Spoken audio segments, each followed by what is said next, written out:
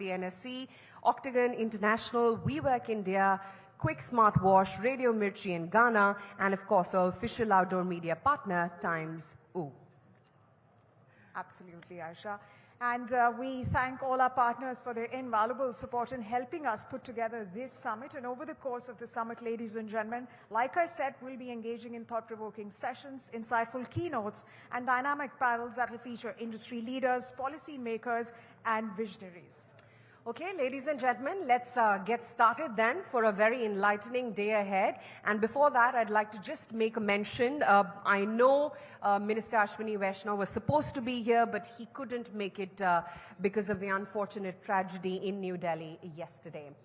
But let's switch gears and talk about how India is rapidly emerging as a global leader in pickleball. We are fueled by growing interest and investment in the sport with increasing participation, infrastructure development, international success. India is now positioning itself as a very key player.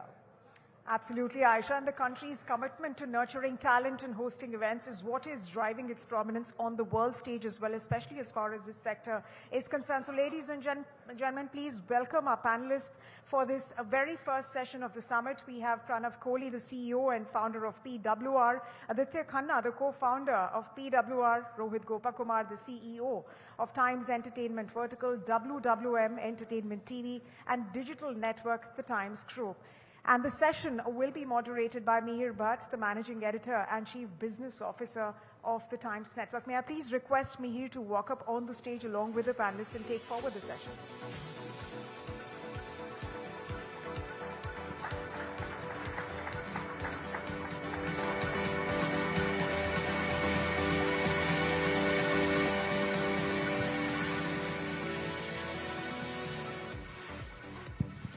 Thank you, Aisha. Good morning, everyone. So like Aisha said, we'll switch gears and we'll talk about pickleball. India is definitely emerging as the pickleball giant globally. Pranav, I want to start with you.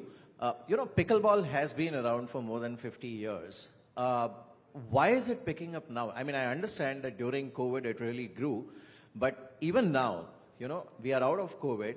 It remains the fastest growing racket sport in the world. In US, it has practically taken everybody by storm. And in India also, we have seen more than 160% growth in pickleball ecosystem annually. What is fueling this growth? Yeah, I mean, one of the key things about pickleball is that it transcends gender, socioeconomic backgrounds, body type, and age. So anybody can play pickleball. So if you look at me, I'm today 160 kgs. When I started pickleball, I was 186.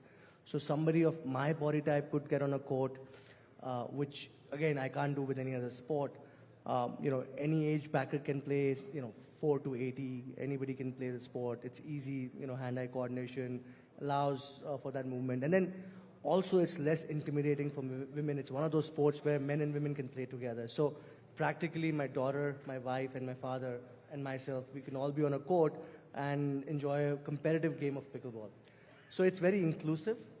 Accessibility is a key factor. The cost of infrastructure is, it's not very high. It's fractional. In one tennis court, for example, you can fit 4 pickleball courts from a sizing perspective. And to create it is also not expensive. So I think all of these factors collectively are, fueling the growth, but also consumer behavior across the globe is changing as well, specifically when it comes to sports. So when it comes to sports, a lot of participation is happening in new age sports. And you see that with not just pickleball, but also paddle. And what has happened is across the globe, everybody is, during COVID, looked for a new hobby category. And that's why, Peloton grew from a cycling perspective. Nobody knew indoor cycling could be so big, right? And pickleball is one of those sports which got the fancy of a lot of people because of its inclusive nature. And that's how the sport is grown. Right. Aditya, my next question is for you. You have been a professional tennis player. You are also actively involved in pickleball and developing the pickleball ecosystem in India. You are driving the formal structure of pickleball ecosystem between you and Pranav, both of you. This transition from tennis to pickleball, we have seen it happening in US as well, where pickleball is expected to overtake tennis in next 5 years. What is your view about pickleball growth in India? Good morning, ladies and gentlemen. The transition from tennis to pickleball is happening in India a lot as well, because you see a lot of tennis courts in US have got converted into pickleball courts. Primarily, there are many factors why this is happening. One, as club owners, a lot of the club owners are making more money out of one tennis court, can be converted into 4 pickleball courts. So the economies of scale is much better in terms of the return on investment on pickleball. And 16 players, pickleball is primarily played in doubles. So there are 16 players playing on the sides of a tennis court. As Pranav also mentioned, the easiness of playing the sport, the inclusivity of the sport in terms of all ages, in terms of the body dynamics as well, is having a huge factor in driving that growth. And you see in the last 2 years, the kind of growth pickleball has seen in India is totally phenomenal. You know, there are new courts coming up, older tennis courts getting converted into pickleball courts, and every institution or every club which has sporting facility now is making pickleball courts.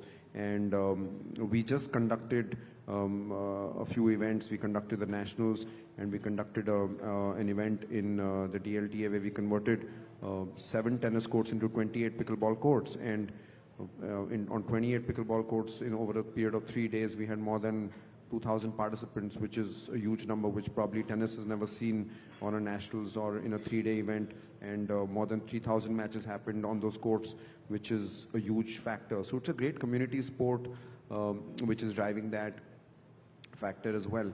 And the nationals, which was held at the BU, at the Bennett University, on 16 pickleball courts, we had participation from more than 20 states, and from juniors of under 12, boys, girls, from under 12 to under 14, to age ranging up to 60 plus professional tennis, professional pickleball players, men's, women's, mixed doubles. So you see that participation is so huge because of the age bracket which it is following, and the easiness of playing the sport. So I feel pickleball will probably be the most actively played sport in the country after cricket, I think, in the next couple of years to come.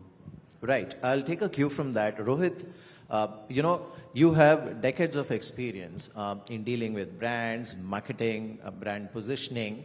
Pickleball, like Addy also mentioned, it's actually the next big thing after cricket. How are brands looking at this sport? Because I've seen, I keep watching on Insta also, so many celebs and corporates are actually warming up to the idea. So what is your experience? Okay, so let me start this way. What I've seen from a media perspective, because when I'm talking about, when I was in Star TV, when I'm talking about IPL when it launched, whichever way, I feel disruption is innovation. Okay, and people who are able to get there in terms of ahead of time are the ones who are reaping the benefits right now. Like people, if you look at IPL today, if somebody wants to get into IPL final, getting an ad spot, even, it's too high compared to what it was when it started. Actually year on year, the value chain is going on increasing. Now, let me give you some examples, which then I will tell you why the brands should be looking at this as an opportunity. If you look at IBM wanting to be with tennis as a sport, they have no connect. But today when you think of Wimbledon, IBM is going to be there as part of a sponsor. Or Rolex, for example. Every sport has time limit, right? Be it football, be it cricket, be anything. But Rolex understood how to, use the time, clock at the tennis to ensure that the branding is elevated, right? So it's all about identifying what is happening. See, honestly, I really cannot tell any brand today that this is the number going to be tomorrow. But I can tell this much because of what Addy and Pranav were talking, the value of, or I think accessibility of the sport, the number of people who have started playing this sport, right? I can give you examples of local tournament which is happening. My colleagues, 9th standard kids did a pickleball event. And there were a lot of local brands who used that opportunity to be at that venue, right? So when people like us, I'm talking about like Times Group being in partnership with Pranav and Addy, when we get into something like this kind of a sport, we know why we are getting into it, because I think the narrative is very clear. We feel this is going to be the next big sporting event which will happen for us. Because right now we talk about, say, X number of teams, but we believe it's going to be like I think it'll be 25 teams plus in the next couple of years, which we feel is going to happen, all because of popularity. Two, the brands, when they come in now, the cost of entry would be low, and they can actually build a narrative. Third, this is one of the sports which I think is not segregated as male, female sport, right? So here it's ubiquitous. I think different brands can come in, and right now if they get into this kind of a space, they can actually break clutter.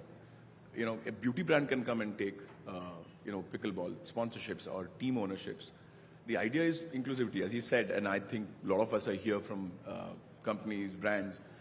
We want to invite them also to be part of it, because I think it's a revolution of its kind, and that's what I feel from a brand perspective. Right. So this is actually an opportunity for brands to associate early with, let's say, a revolution or disruption, as you said.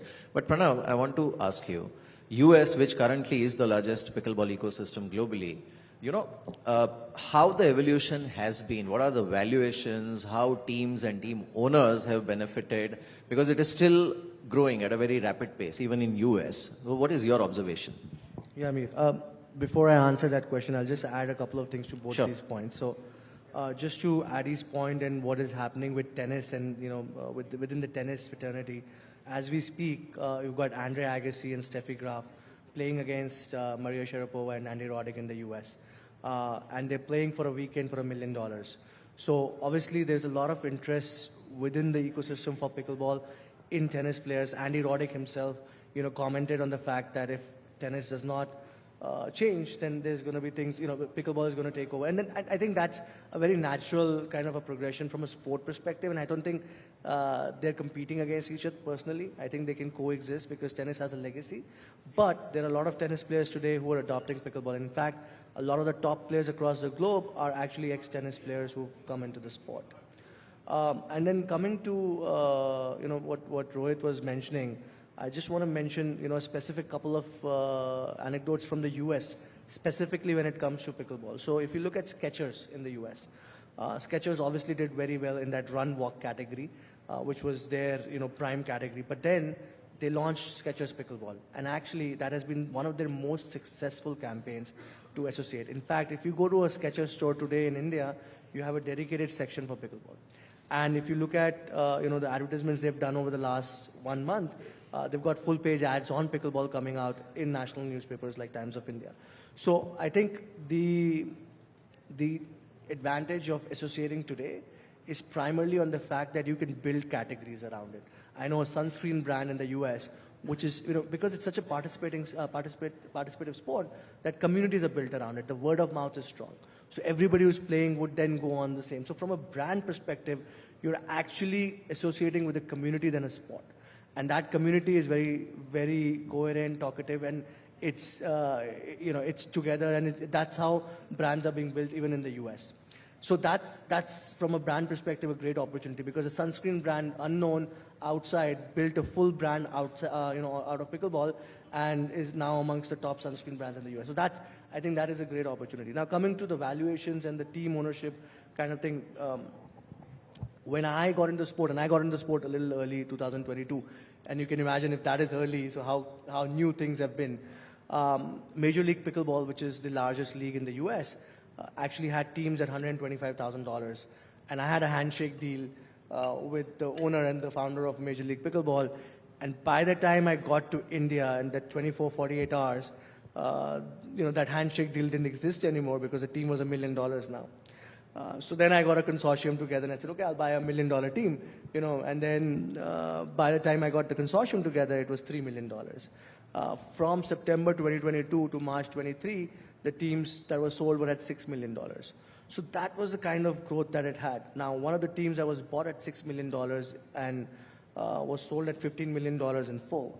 One of the teams today that is, that was bought at, I think, $125,000 when the first round of 3 teams happened, is today raising fractional ownership from a fan base at a $34.6 million valuation.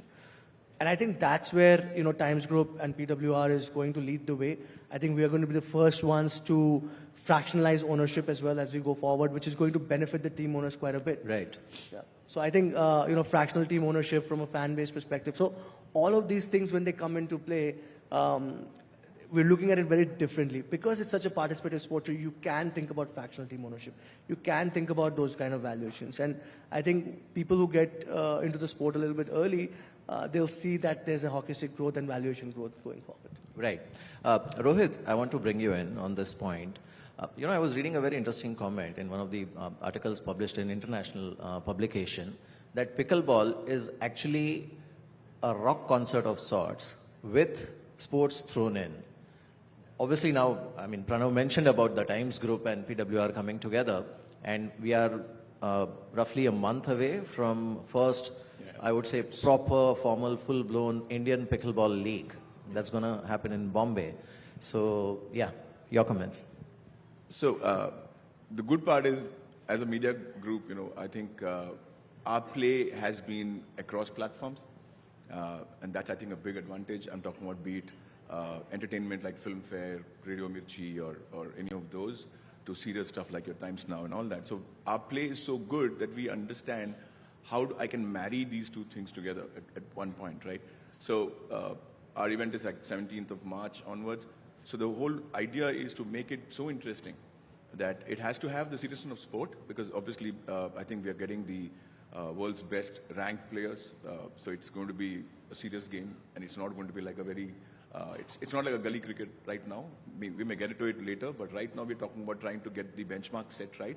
So those players and the best of entertainment married together, I think we can, copy shamelessly from somebody, So we're copying that, and I think in that sense, we're going to make it arresting and interesting for audience, on ground, on air, online. And the beauty of this sport is because it's not so long, right, as a timeline. If you look at what's happening today, audience 15 to 35, their attention span is so small. And that's also a good thing for sport like ours, because it's just, I think, a 15, 20, 30 minutes kind of a game. So what we could do is we could actually take a lot of things from there onto a social media handle, Instagram posts, reels, and things like that. So that also could be a big opportunity for brands. Instead of just having a 3-hour game or a 6-hour game. That's what we feel. It's WWE meets UFC.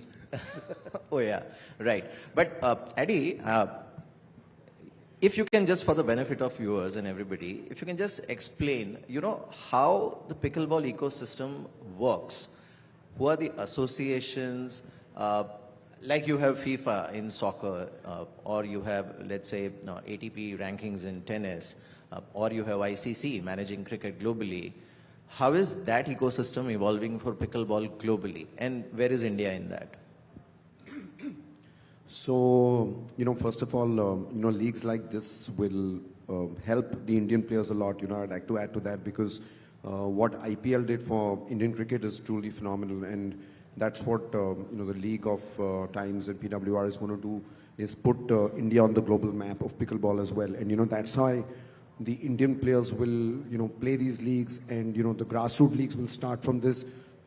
And, they will get encouraged, because as leagues like this come, prize money increases, sponsorship opportunities increases, these Indian players become heroes for junior kids, and that's why the junior grassroots development starts. And so the governance structure is, of course, very important when leagues like this and the sponsorship things are coming in. So the way the Indian structure is working is there's a body called Indian Pickleball Association, which is working strongly with the Global Pickleball Federation. Global Pickleball Federation is aligned with the US Pickleball Association, which is the rule-making body of pickleball in the world. And GPF has continental federations, which with Europe, with Asia, with South America, with America as well. And they're following the International Olympic structure of getting the International Olympic recognition. And in India, we play a strong part, because India's a pickleball giant as well. Like US, India is probably number 2 at this point in time. So from the Indian structure, we're getting the right governance structure right. We've aligned ourselves with the GPF and with the Asian Pickleball Association. GPF currently has about 60 or 65 countries already aligned with it. We are helping them form the Asian bodies as well. From the Asian perspective, we are choosing right partners who can develop these pickleball rightly in the Asian countries. So whether you take it as Hong Kong, we have involved the Hong Kong Tennis Association, which is great. We have the UAE Tennis Federation, which already does the Dubai Masters, and they're very well equipped in doing world-class events. Similarly, in Middle East and in Central Asia, like Uzbekistan and Turkmenistan, also we have links with strong bodies as well. So that's why the whole global structure will become strong in developing pickleball. And in India, the way it is working is we are working strongly with the Indian Pickleball Association, which already has a body of work of multiple years of doing nationals and grassroots development with multiple academies for junior development. Just I mentioned before, the 4th nationals took place where more than 2,000 people were playing from juniors to adults, and representation of more than 20 states, which is truly phenomenal in a sport which has shown great growth in the last 2 years. And setting the structure right in India is very important. We have in our states, we have sports players, administrators who have the experience of growing sports in the past as well. And all these states will, of course, have districts as well where there'll be members who will be setting, because India is so huge, we need independent, strong bodies as well in states to develop the sport. And the most important is to make the 8-year-old children or 10-year-old children to start playing the sport in schools, in districts, in colleges, so that the sport grows from the grassroots development, setting academies, getting foreign coaches over here from US to train them, and that is a structure we're working with. And Indian Pickleball Association, along with the Times Group at PWR, is helping this growth of the ecosystem of the sport by developing the sport right from grassroots, by creating the infrastructure, getting the right coaches and getting the right tournaments and getting the right sponsors, and working strongly with the Asian Pickleball Association and the Global Pickleball Federation to also take it to the Olympics as well. And that's the dream of us as a group as well, to have pickleball as an Olympic sport in 2036 when it happens in India. Pranav, would you like to add to that vision as well about? Yeah, I mean, it's a single point agenda, 2036 Olympics in India, and pickleball to be an Olympic sport by then, and India to have its first gold medal in pickleball in 2036 Olympics. I think that's the vision we're kind of following. And obviously governance needs to be right and all those things need to be right, but India is going to lead the charge in that. And I think we believe that with the kind of participation we're going to see and the kind of hockey stick growth we're going to see, it's going to be very critical that we take that onus on us. And obviously with the Olympics in all probability going to happen in India, I think it becomes even more imperative that India takes that lead in getting the IOC recognition and getting the sport into the Olympics. So if I understand this correctly, Pranav, are we saying that between PWR, Global Pickleball Federation and Indian Pickleball Association, it's going to be a melting pot of the most influential players globally, including India, and the most authentic, or let's say the only official global body with an Indian arm for pickleball in the future? Absolutely. And I think what's very critical is that we need to understand that, as you rightly said, that pickleball has been there since 1965, right? The first governing body in pickleball came in 1984 with USA Pickleball, which till date remains the official and rule-making body across the globe. So all the rules that are being created by USA Pickleball, which is now being transferred to Global Pickleball Federation. And with the Indian Pickleball Association playing a strong role in the formation of Global Pickleball Federation, and also the Asian Pickleball Association playing a strong role in the continental side of it, I think that power shift is going to happen. I would say not power shift, but I think that leadership status is going to come to India to take the sport into the Olympics. Right. Rohit, as you rightly mentioned, Times Group is known to pioneer a lot of such initiatives, path-breaking initiatives.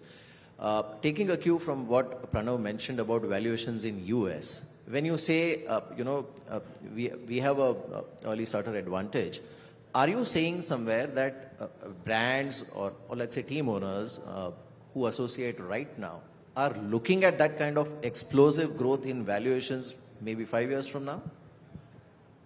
So, a couple of conversations which we've been having, the interest levels in terms of wanting to be there is also because they also are playing the sport, and even a better one point I missed out saying is that post-COVID, the regional dynamics, as in terms of audiences, content for regional and regional brands, has been very strong. So that also plays automatically into the hands of kind of a league format. Because if you talk about, I thought it was, myself, I play pickleball. I was thinking it was a very localized, system in terms of like a sport. But if you look at it, even in Cochin, Surat, these are the kind of places which talking about people are playing pickleball, right? So from, like I would say, even a Kalyan Jewelers from Cochin is interested in wanting to be, for example, right? Somebody from Coimbatore, builder, is interested, wanting to be from Coimbatore. So it's all because now they understand the power of local brand, coming up to be into a national player, and that's an opportunity where, right now, if you look at it from a media fragmentation perspective, trying to find the next wave is most important, and that's what I feel is going to be happening. And you mentioned about developers. In fact, I was speaking to somebody yesterday, and he was also mentioning that now when buyers go to buy residential properties, they also look at if the facility has pickleball courts or not. But Pranav, coming back to you, a lot of people are curious and they ask very basic questions. You have tracked this sport so closely. If you can just explain the jargon of pickleball. First of all, okay, let's start with why is it called pickleball? Then there are terms like kitchen and all of that. If you can just give a quick summary. I'll just add on that real estate point, and this is, the statistics that have been done by Zillow, which is one of the top websites for property values in the US. And in the US, any house which has a backyard pickleball court, the value is 30% higher in the same neighborhood.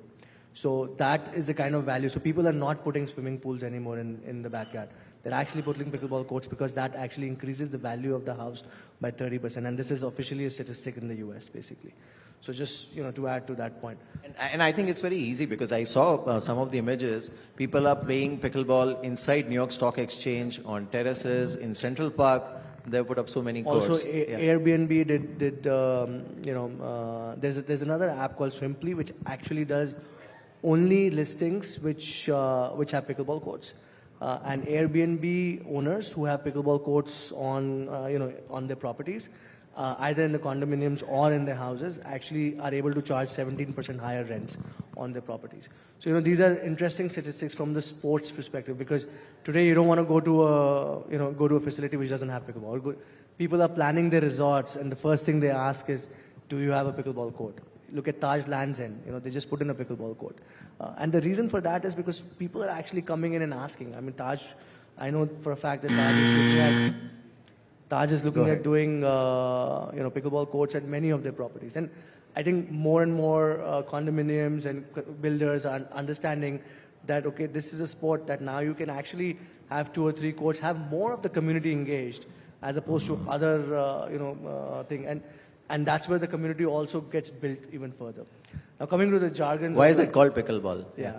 So pickleball is the rumor is that the owner, his dog's name was Pickle, and that's why it's called pickleball. But the actual reality is that the guy who invented the sport, his mother just called it, pickleball basically. So I think that's the reason. But we would like to believe it's because of the kitchen dog. area.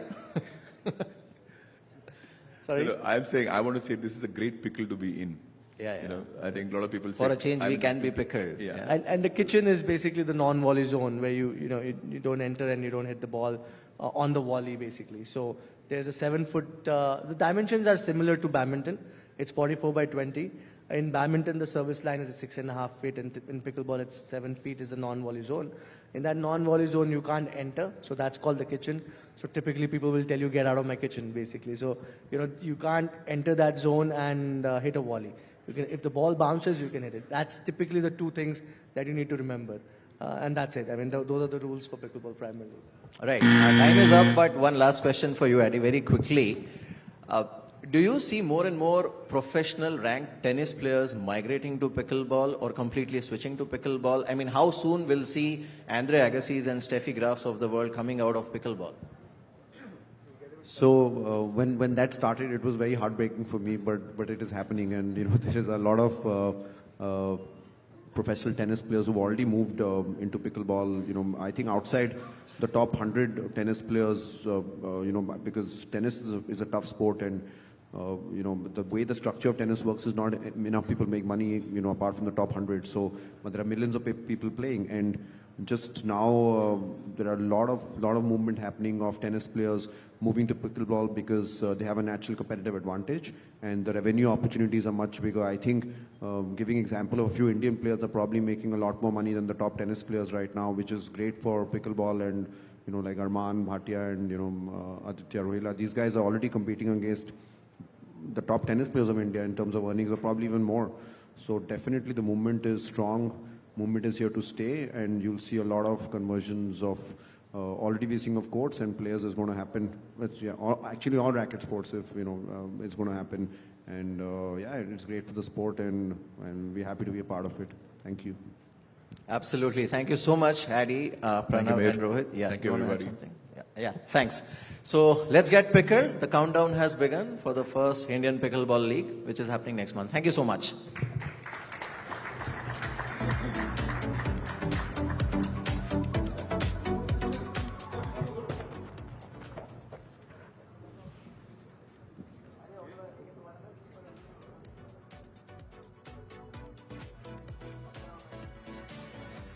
Thanks very much, gentlemen, for that insightful session on pickleball and a rather interesting story on the nomenclature behind pickleball. Definitely, it's a sport that's growing at an explosive rate, and that transcends age groups as well. And one story that we will be keenly watching as well. Ladies and gentlemen, at this point, let me also thank our AI photo partner, Filter Pixel. You can instantly access pictures of the Darbar Hall. This is where this session is happening.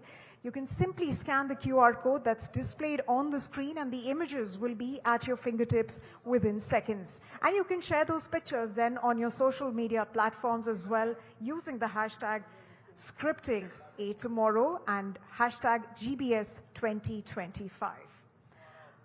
With that, we are ready to kickstart the next session, and this is going to be on trade. Well, gentlemen and ladies, trade today is more than just an economic exchange. It's a catalyst for innovation, collaboration, and resilience. In fact, as businesses navigate evolving supply chains, new markets, and transformative policies, unlocking opportunities in this scenario becomes the key. And joining us to explore this dynamic landscape is Frederick D. Wild, President, South and Southeast Asia, Commonwealth of Independent States, Middle East and Africa region. We also have Philip Morris International in conversation with Aisha Faridi, the national editor of ET Now. Please put your hands together for welcoming Aisha and Mr. Wild.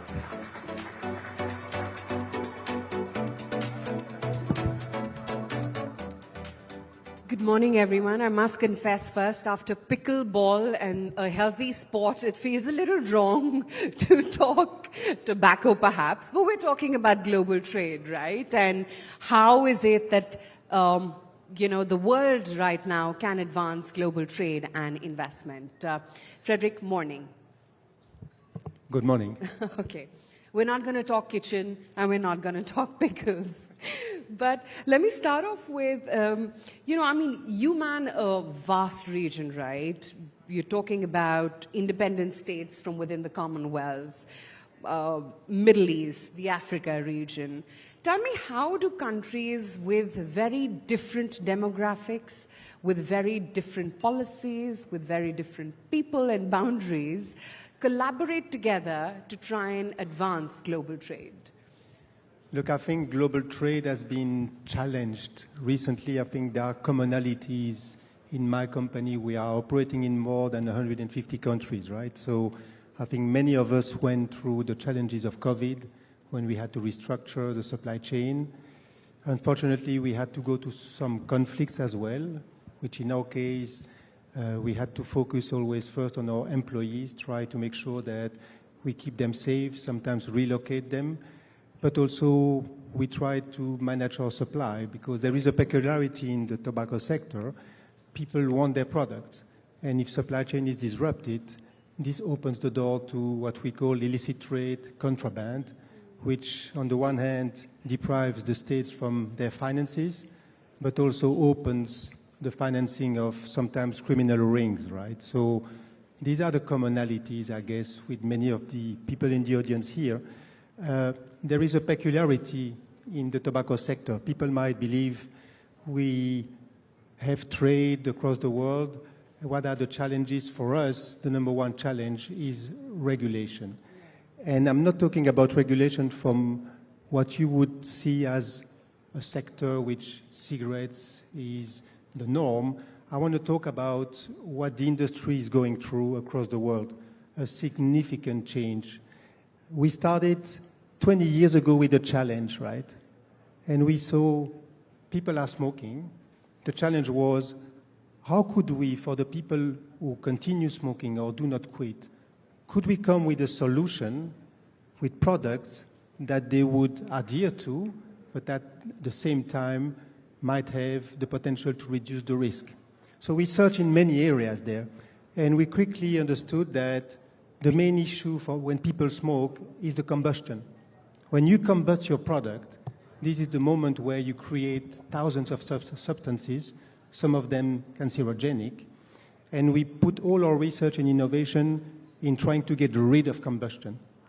Took a long time. We piloted products, we put science behind it, because on the one hand, we needed products that people would accept. On the other hand, we had to prove that these products would reduce the toxicity, the exposure, and ultimately the risk to people.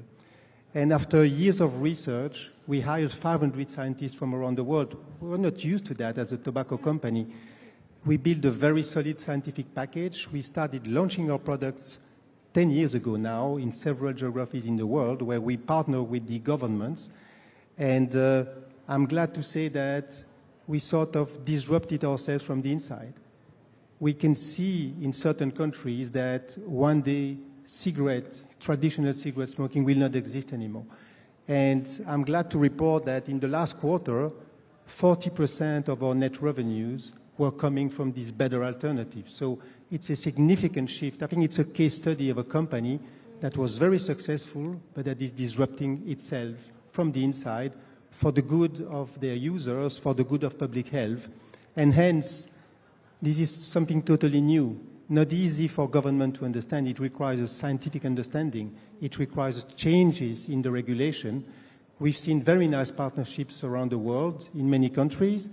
We are not yet there in India. We are engaging with the government, but I think we really would love to have a regulatory environment in India where we could bring these products to the people that are smoking here. That's quite interesting. And, you know, it's a very unique business, yours. It's not need and urgency based, it's addiction. That's what tobacco is, right? So tell me, I mean, let's talk about India. What are the challenges that you face? You did talk about regulation, but where do you see a market like India? And again, you know, your business per se, the one commonality across countries is addiction. If you're addicted to tobacco, you're addicted to tobacco. You know, we're talking about a growing India, per capita income is increasing, people are going ahead for premiumization, it's the top of the pyramid which is doing well. Does that impact your brand as well? Look, I think first thing that we should mention is that people should not smoke. Yes, should not. Feels very right. That's what you would tell your families, your friends, right? Now, if they smoke, they should quit. But some people continue smoking and some people cannot quit. And I think with the product we've got around now, with the proof that these products are working, our duty is to bring new alternative products to the people who cannot quit. We've been doing that in several countries in the world. Tell me not more yet about in these India. alternative products. Sorry? Tell me more about these alternative products. So I was saying these are products that are not combusting. They can take the form of heated tobacco products. They can take the form of nicotine pouches. And the very interesting fact there is that we see good traction in many places. And we also see results. So I can give you a couple of examples. Before being in this position, I was president of Japan and then president of the European Union, right? In Japan, since the introduction of these products, alternatives, the total cigarette business, combustible cigarette business, has been halving. Half. In Europe, take a city in Italy like Rome. In Rome, a third of the smokers have switched to these alternatives. And a very interesting case study is the one of Sweden. The alternatives, these little pouches, were introduced like 30 years ago. You look at the results now in Sweden, Sweden has the lowest smoking incidence in Europe, around 5%. amongst 20 to 30, it's almost negligible. Look at the results now from a health perspective. When you look at the lung cancer amongst men, Sweden is the lowest level of lung cancer amongst men incidence in the European Union. So we've got proof, on the one hand, that these products can be accepted by smokers. It's a change of behaviors, but we've been investing $14 billion on our science, our research, but also on our commercial efforts to inform people about it. So it works across the world.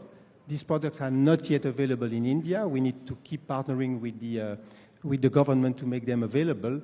But it's a major challenge. Sometimes people in the room would say, okay, smoking, this is tobacco, I know it. You know, there are more than 1 billion people smoking in the world. There are 300 million people using tobacco in India, 100 million smokers. So being capable for the ones who cannot quit to come with better alternatives where the toxicity is reduced by more than 90%, it is more than a business for us. It's a mission. Quite interesting. You did talk about the numbers in India, right?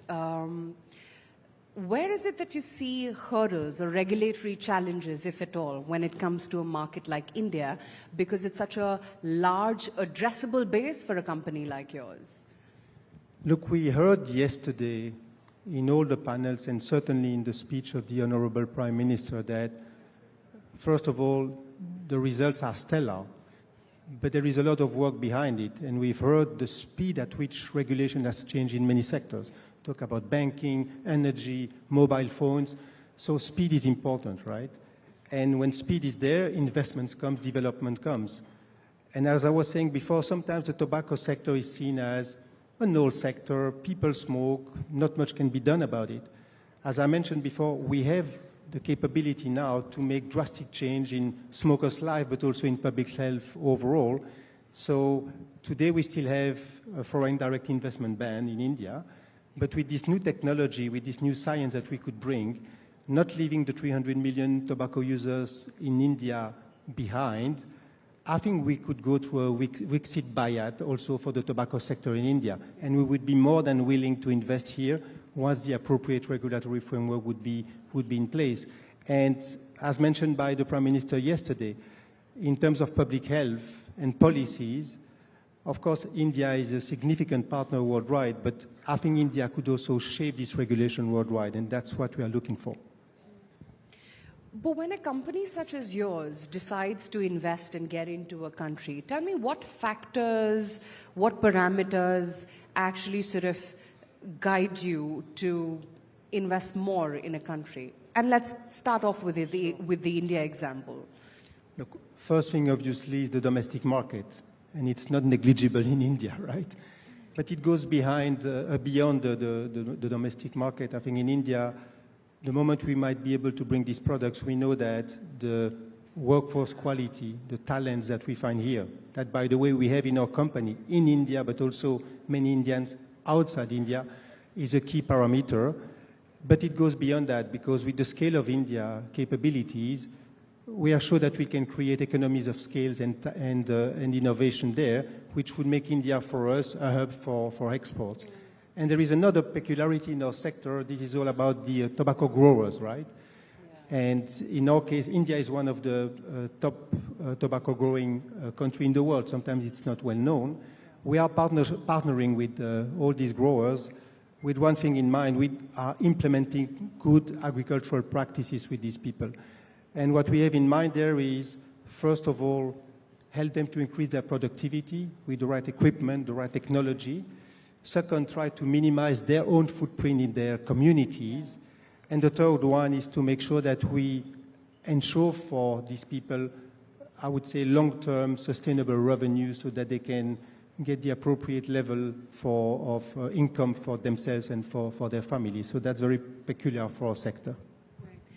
But tell me, Frederick, a lot of countries and companies and, investment bodies take ESG compliance very, very seriously. I mean, if you talk about a country, top that comes to my mind is perhaps Singapore. Does that act as a hindrance for you to do business in a country? Look, we do business in many, many places, as Yes. I was saying before. But what matters to us is not so much the country. We want to put the consumer first. We've got alternatives for smokers that can drastically change their life at the end of the day. And I think our mission now is to make sure that these alternatives will be available. Now, some countries have partnered with the industry or with us for a long period of time.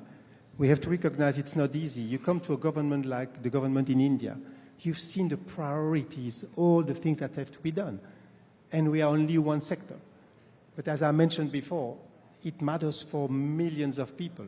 So we will keep on partnering with the government, and we would be really looking forward to bring our innovation, our science, our investments, and our talents just for the sake of bringing these products to the Indian smokers. Frederick, you do business across the world, and you gave very interesting data points about Japan and what's happening in Sweden. From your experience, what are some of the successful examples of trade agreements and alliances that Philip Morris has formed with countries? As I was saying, there are several governments in the world that really embraced a policy of bringing better alternatives for smokers. Of course, it's not easy, as I was saying before, because it's not the cigarette of the past. This is scientifically driven type of products, which means that your counterpart needs to have the capability and the time and the investment to look at the science, look at the products, look at what happened outside, and build a regulatory framework for these products that is different from cigarettes. So there is quite of an action needed by the regulator to make these products available. And we've seen successes across the world, and we are partnering here in India, and we would be glad one day to see a regulatory framework for these products being implemented here. But in your observation, considering, you've worked with a lot of developed economies, you've worked with emerging markets, you just talked about India as well, is there any difference in how countries behave, in the policies that they have, in the way that they do business when it comes to developed markets and emerging markets? I wouldn't qualify and divide emerging markets with developed markets. At the end of the day, this is much more the willingness from a government to look at one significant issue they might face in their public health, which is people smoking, and then address it, right? And we see governments that have partnered, that have created regulatory frameworks for these products, and where we see traction both in the Western world and in the developing world. But sometimes, we looked at countries where the regulatory framework has been designed and where these products are available, and I mentioned the traction, right? Ironically, in the countries where these products are not available, what we see often is that the old cigarette, combustible cigarette market is still growing, right?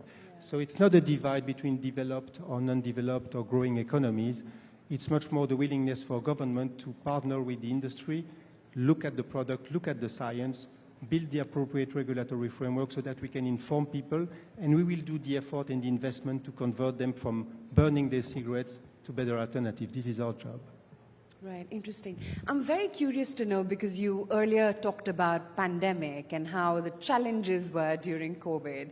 Now, for an addiction industry like yours, tell me how you maneuvered through that patch. To the pandemic, you mean? Yes. Look, I think it was not very different, I guess, from many people in the room here. I think we had to review our supply chain. Borders were closed. We had to review also the supply to our trade partners. And I have to say, not only in my company, we've seen that across the world, the resilience and the adaptability of our people and of the supply chain has been incredible.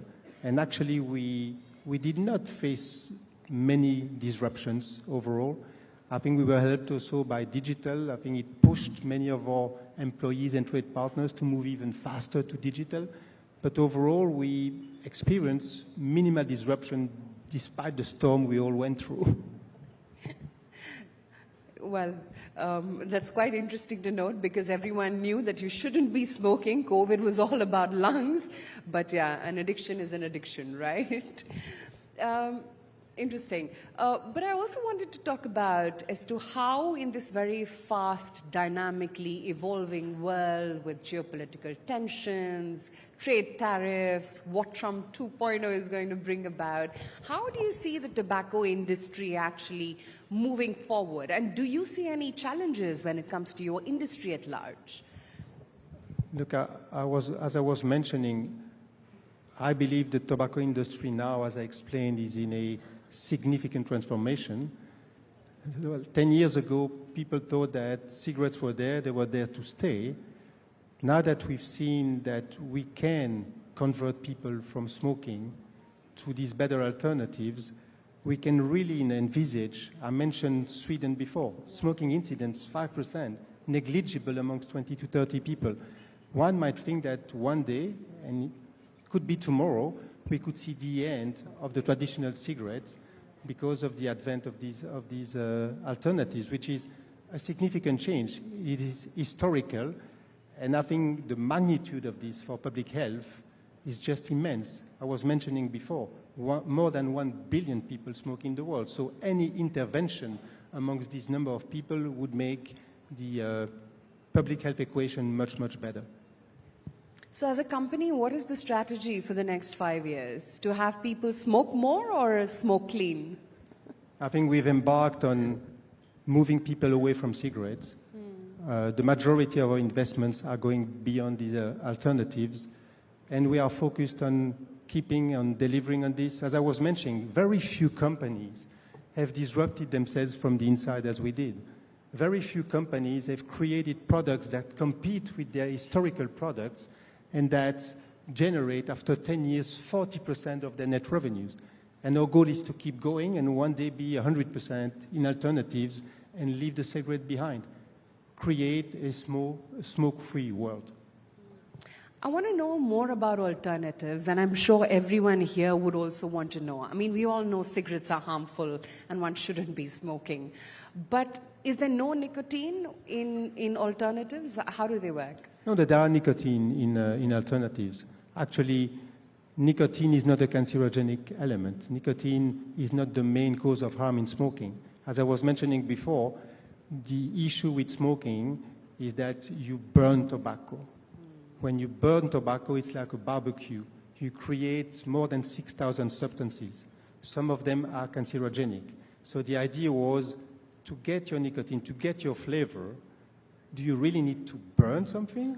Or could you get this through alternative that would be non-burning? And that was the entire challenge we've been facing. We had put a lot of research to get there, because on the one hand, you need to come with a product that you can prove scientifically is reducing toxicity by more than 90%, and therefore reduce the potential risk of individual users. But on the other hand, these products need to be acceptable by smokers. And I think we struck that balance after, as I was saying, lots of years of research, piloting, failure. And 10 years ago, when we tried some of the products that are in the marketplace now, I could see the light. And the light was first inside the company, when some smokers in the company completely switched to these products. And then we said, you know, we tried, we piloted, some of these products were not yet ready for being marketed. Now, if some of our employees are switching totally to these products, we've got something that would work for consumers. And we had to transform the company totally, because we were a traditional tobacco company, and here you're asking people to change behavior. You need to be able to communicate to smokers and say, leave this habit. What is the alternative there? Explain the science. Make sure that they would have their satisfaction in the product. Create the appropriate route to market for this product. Sometimes it involves electronics, things we didn't know. Interact with them digitally. We were not doing that. So we had to rebuild the company from the inside to sell products that are totally different from the traditional one we were selling before.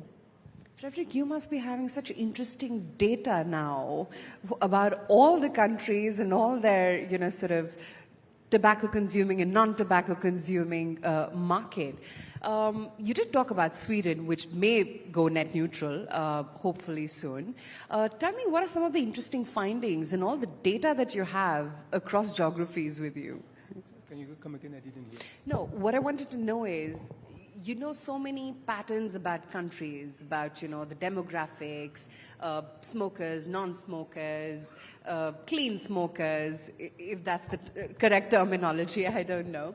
What are some of the interesting observations that you've found in all the data that you've gathered across countries? Look, I think smokers are using their products and there are commonalities across the world, right? Yeah. And the commonality we mentioned, we created alternatives that would satisfy people, that would be scientifically proven. And if they work with smokers in one place, very often they would work with a smoker in another place. So the product side of things has been totally looked after. Now, we have to adapt our strategy market by market, right? The first one I mentioned is get the appropriate regulatory framework in the market. If you cannot communicate with smokers about these products, it's very hard to make them change their behavior. Smokers use their products 10 times per day, they are used to it. To convince them to let them try, you need a certain parameter in your regulatory framework to allow for that, right? So that's one very important part of the equation. Now, of course, we need then to adapt to the regulatory environment, but also the route to market has to be different, the messaging has to be different, the way you approach trade has to be different, and it's also varying not from one country to another. We know there are many Indias in India, right? Yeah. So the way you will talk to someone in the southern part of India vis-à-vis Delhi has to be adapted. But look, we've got teams there. We are multinational, but we are made out of people that are in their communities. They know their consumers, they know their trade partners, and they can craft the best messages and the best approach to deliver these alternatives to smokers. So before we wind down, I want to know, are people smoking more or are they smoking less than, say, 1 year back? Or let's say since pandemic? It very depends on the country. Yeah. In the country and countries where these alternative products have been launched, people are smoking less. I mentioned cigarette business in Japan halved since we introduced these products. But conversely, in countries that have not yet created the appropriate framework for these products to be available for people, sometimes we even see an increase in the total cigarette volume in these markets. And that's why our mission there is to partner with the governments, make sure they look at our science, and make sure they build a sustainable regulatory framework so that we can offer these products to the 300 million, certainly in India, tobacco users and the more than 1 billion in the world. Well, I hope you get to a partnership with the Indian government soon and we see more alternatives here in India. Thank you so much, Frederick. Welcome. Pleasure speaking with you. Thank you.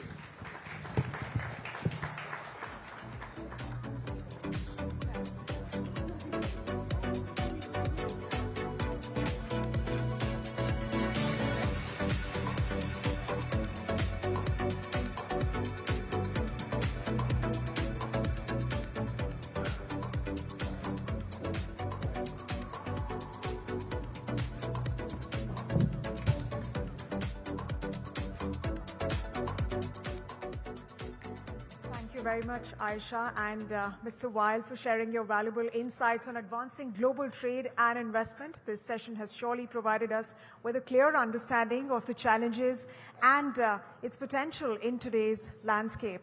Ladies and gentlemen, let me also make an announcement here. You can scan the QR code that's displayed on the screen to instantly access pictures of the Darbar Hall. There's several sessions going on. You can access all of those pictures with the help of that QR code.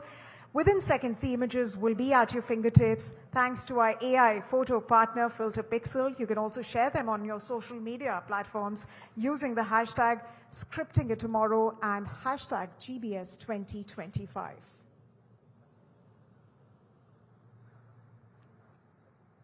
So that's a quick announcement about using that hashtag, accessing all the pictures from this summit from GBS 2025 from the main Darbar Hall. You'll be able to access them and you can post them on your social media platforms and do share your thoughts with us on the event. Well, ladies and gentlemen, India is clearly on a very bold path to economic leadership. We've been hearing from industry stalwarts, we've heard from government agents all through yesterday, and we've got a power-packed lineup today as well. And we've been talking about economic leadership, Sumita, and how one can innovate, invest, and of course collaborate as well on a global platform, and how we can take forward the one world, one nation theme going forward. Absolutely, Aisha. And our next session is going to focus on that exactly, ladies and gentlemen. We are going to be focusing on trade and investment climate in the country. And we'll be joined by a very special guest. In fact, he's the Minister of Commerce and Industry, Government of India, Shri Piyush Goyal, who's been instrumental in shaping policies that position India as a powerhouse in trade, manufacturing, technology, and improving ease of doing business in the country. Oh yeah. Before that, the minister is already here in the house. We're just awaiting him to get here. I'd like to take a moment to thank all of our partners. The Global Business Summit is co-powered by Google, our co-powered sponsor, Bennett University, the Times Group, our celebration partner, Teachers Packaged Drinking Water, our smart logistics partner, FedEx, and our India Innovation partner, that's Process, Commercial and Investment Bank partner, JP Morgan. And ladies and gentlemen, it's an honor right now to welcome Shri Piyush Goyal right here in the audience. Please put your hands together for Mr. Piyush Goyal. India is clearly on a bold path to economic leadership, driven by innovation, investment, and global collaboration. Right, Aisha, and maybe please put our hands together once again for Shri Piyush Goyal, Union Minister of Commerce and Industry. Minister Piyush Goyal has been instrumental in driving ease of doing business in the country, improving a business environment, fostering international partnerships, and promoting economic growth. Sir, can we have you on stage, please? A huge round of applause, ladies and gentlemen.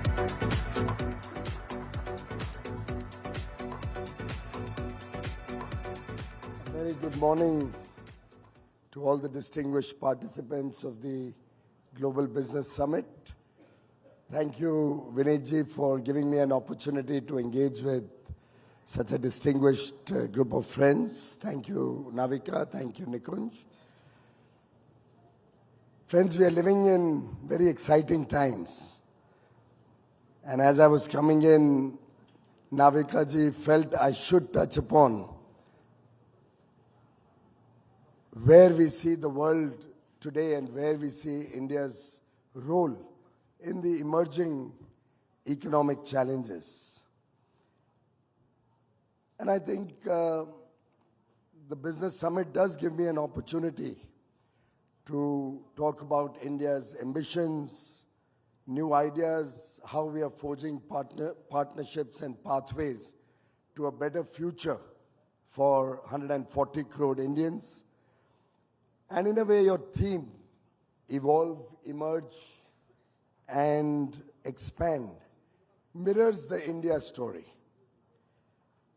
And I'll try to keep my address around the way we have evolved, the way we have emerged, the way we have expanded the India growth story in the last 10 years, now soon to be 11.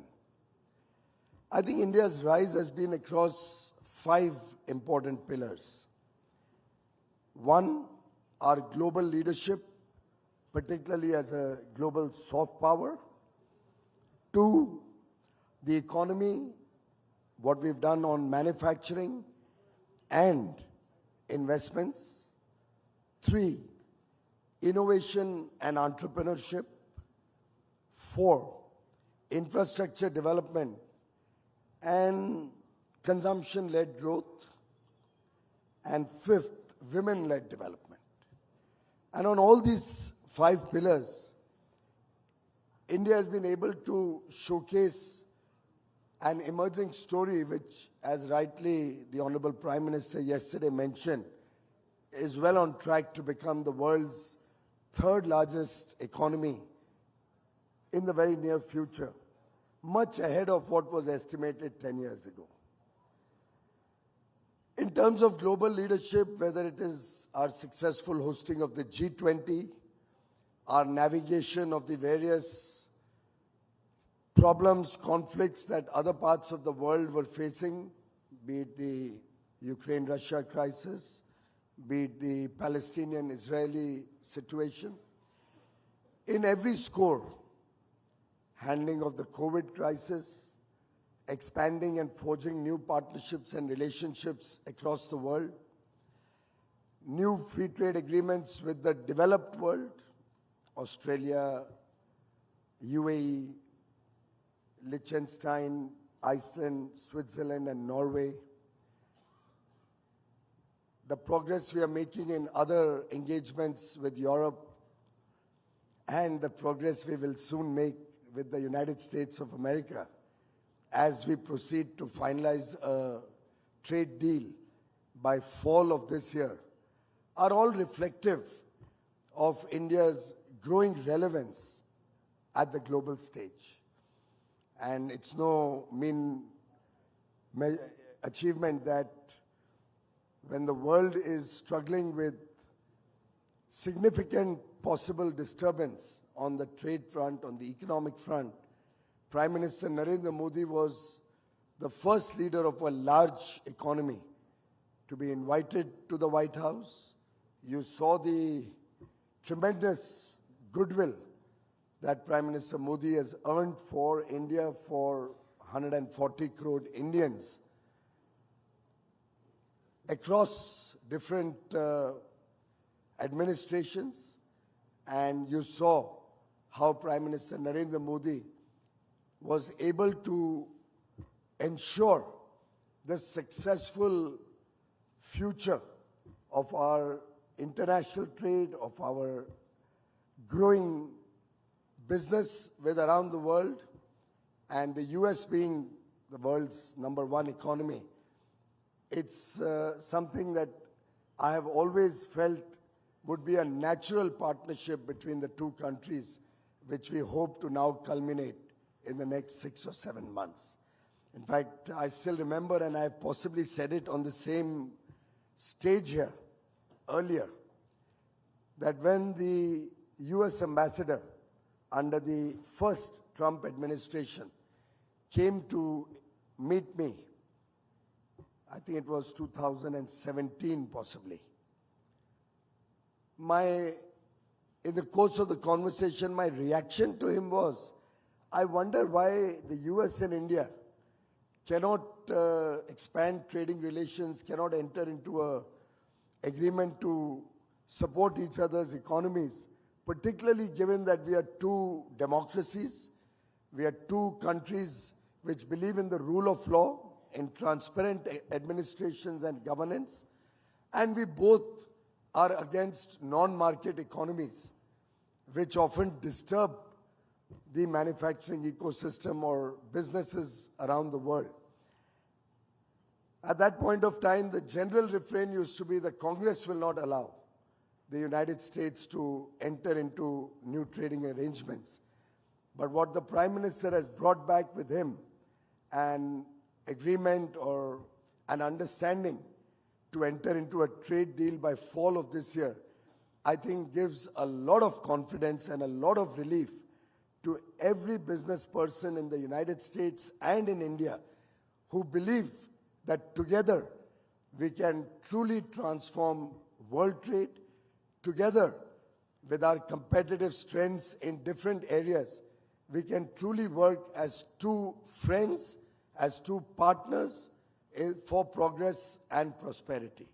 And therefore our growing global relevance, and there are so many countries around the world who have already recognized Prime Minister Modi's popularity and his contribution to the world.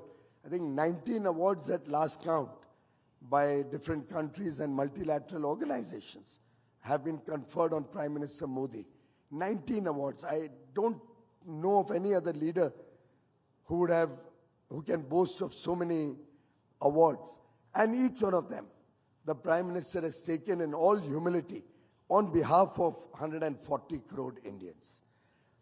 In the same breath, if you look at the kind of relations that he's been able to build across the world, whether it's different partners, whether it's different countries who don't see eye to eye, India has always been at the forefront of trying to support global peace, global prosperity, dialogue, diplomacy, and through the last 10 years, I think India's own position around the world has significantly upped what we had inherited in 2014. In fact, when any of you goes abroad, I'm quite sure that the respect that the Indian passport gets today, we have never experienced in our life before. So we really need to be very, very proud to be an Indian today, and we can say that we will be at the forefront of global prosperity going forward. As a soft power also, our services exports, our services engagement with all the top large corporations around the world continue to grow. At last count, about 1,800 global capability centers operating out of India. The trust which India and Indian businesses earned across the world during COVID, when we met every single international obligation that we had made, be it in supply of goods, be it in back office operations, be it in technology, be it in design, innovation, every single commitment that India had made to the world, we were able to meet on time, working from home, rejigging our processes, allowing export-oriented units to continue to work. Every single step was taken to ensure that we earn the goodwill and trust of the entire world. And I think it is that trust that is giving us a payback when we are seeing not only design in India growing, not only make in India growing, but serve from India also becoming a major India story in the last few years. For that matter, I think one learning out of COVID has been that everything need not be out of local presence.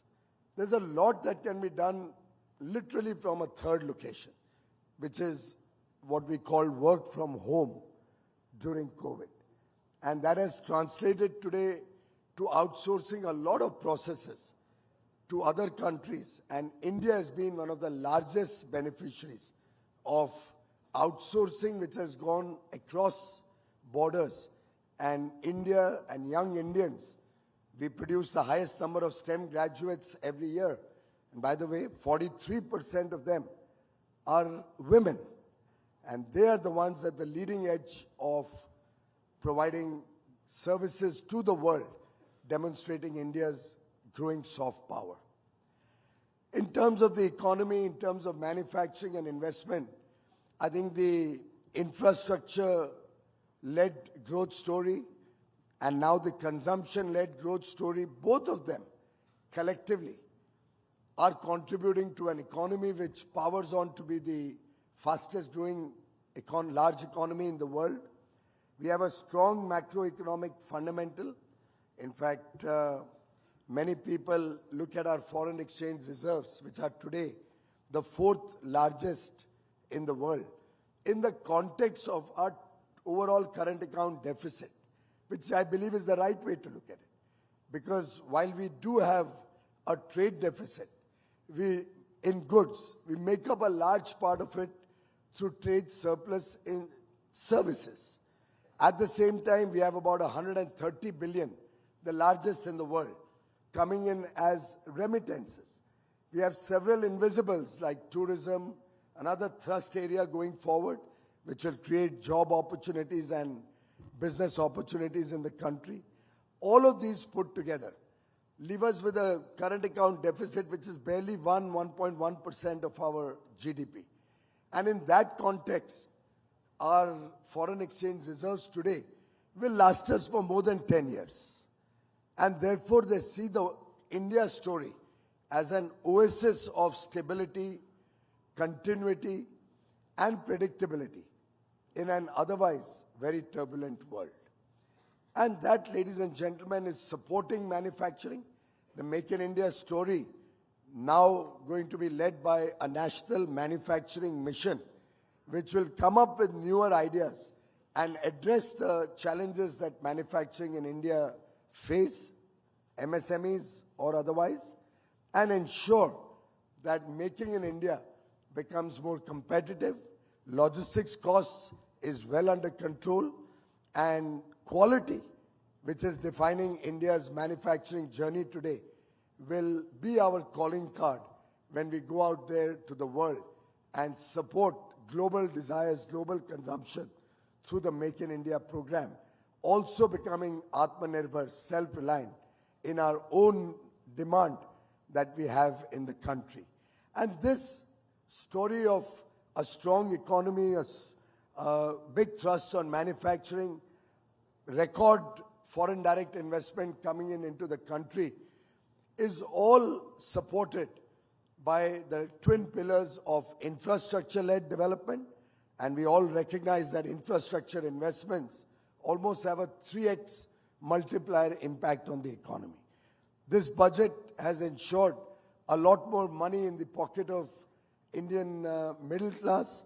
Almost $12–13 billion additional will be available to our middle class for consumption.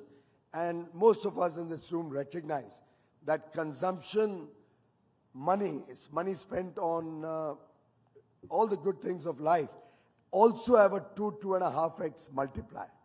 And when you spend nearly $130 billion on investments in infrastructure, then you leave much more money in the pocket of the middle class. Collectively, you're giving a big thrust to job creation, giving a big boost to demand for goods and services, which leads to entrepreneurship, greater business opportunities, and to investments in manufacturing to support that big demand. Sometimes I get journalists who keep asking me, are you worried about the growing imports? And I say, no, I'm in fact very happy to see our imports growing, because that is what will encourage our Indian investors and the world investors to come to India and invest into manufacturing. It's that assured demand that generates the confidence to invest in India, support job creation, and support economic activity. So collectively, when we look at the India story in the context of a very, very well-designed, very well-planned effort to promote the economy, to promote job creation, to ensure inclusive growth through the length and breadth of the country, ensuring that every person living in India, every citizen of India, across the length and breadth of the country, has the basic needs of food, clothing, shelter, electricity, good connectivity through roads, airways, now inland waterways in a big way, clean drinking water,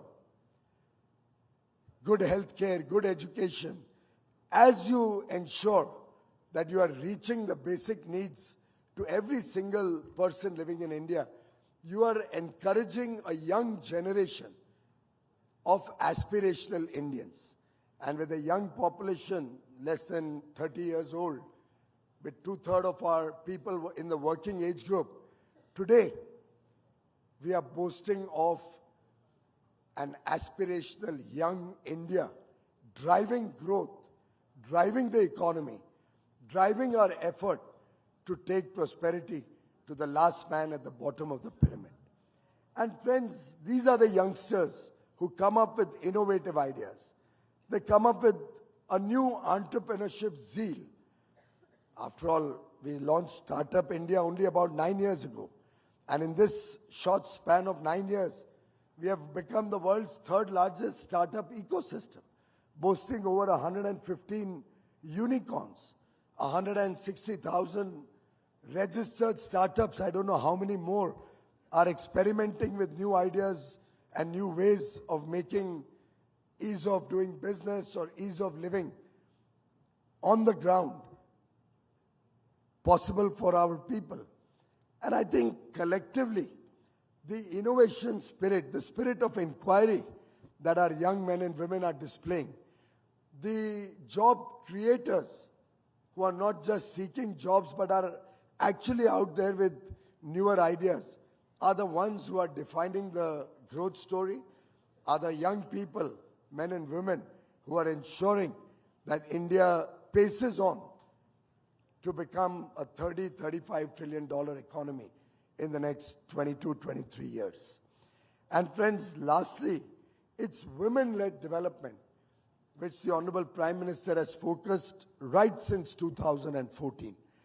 He recognized that India cannot develop until we ensure two very important factors. One, we ensure that all of India develops. Eastern parts of India, Northeast India play an equal role in the growth story of India. And over the last 10 years, that has been a focus area of the country and this government to ensure more regional parity and more growth across the length and breadth of India. But all of this would be incomplete unless we have the women of India right at the forefront of our development journey, and particularly in the formal economy. I remember we had about 11% women in the formal workforce about 10 years ago. Our effort is to take it right up to 45-50%, so that women contribute, and the contribution that many of them are already doing also starts getting recognized and captured in our statistics to ensure that every woman in the country knows that she has an opportunity to support India's growth story. And over the last 10 years, empowering our women folk, whether it is through public welfare activities, whether it's through skill development activities, the larger enrollment of women in our schools and colleges. As I said earlier, 43% of our STEM graduates are women as we speak. Whether it is through ensuring that women are given a focused attention to ensure that they are not required to be only looking after the day-to-day course of life or existence, but have the freedom and ability to provide for their families through growing incomes and growing consumption expenditures available for them to do, to provide for a better future for their children, for their families. I think this journey has really taken off very admirably.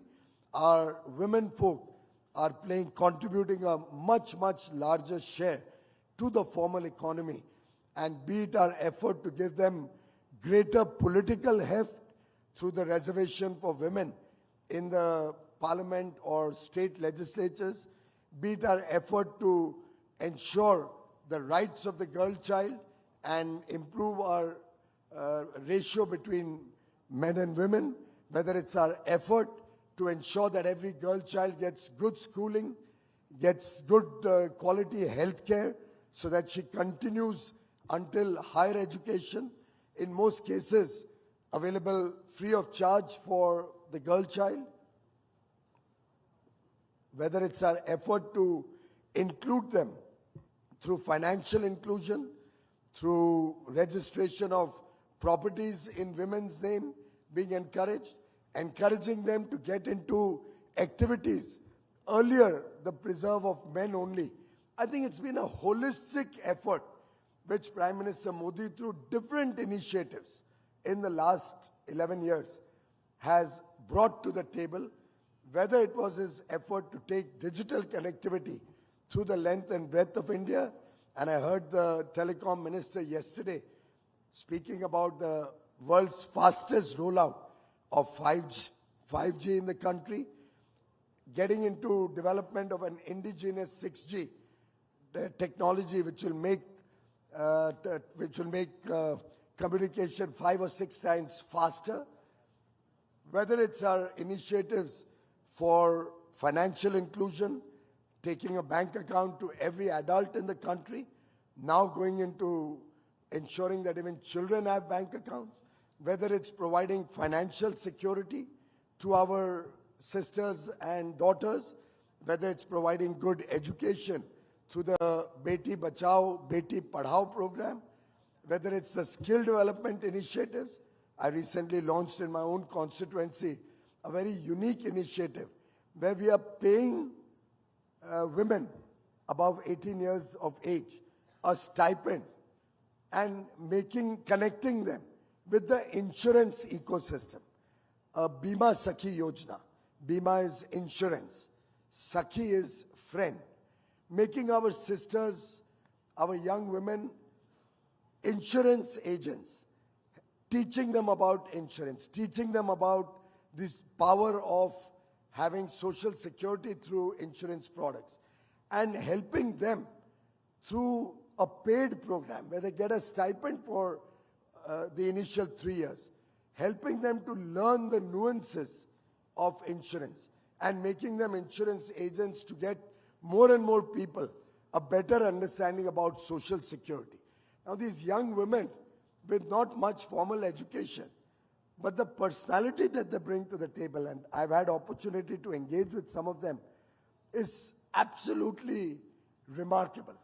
The way they connect with people, the way they are able to express themselves, the way they are able to take the message of social security. I dare say none of us men in the room would be able to do half as good a job. I just hope the male LIC agents don't get unhappy with me. But I dare say the contribution that my sisters and our women in the country are doing is truly remarkable. And with women-led development, I don't think there's any power on earth which can stop India from becoming a developed nation, a prosperous nation by 2047. Let us all work together as a team, as Team India, cutting across political parties, cutting across individual states and center. I think we all have a role together, because together we can take the country to greater heights. Sustainable development and inclusive development, the two mantras of this government, will determine the success of India in the years to come. And I think engagements such as the Global Business Summit by the Times Media Group is truly a great opportunity to exchange ideas, to understand views, to learn from the experts in the economic space, and to get feedback from our stakeholders so that we can also do our job better in the years to come. Thank you very much.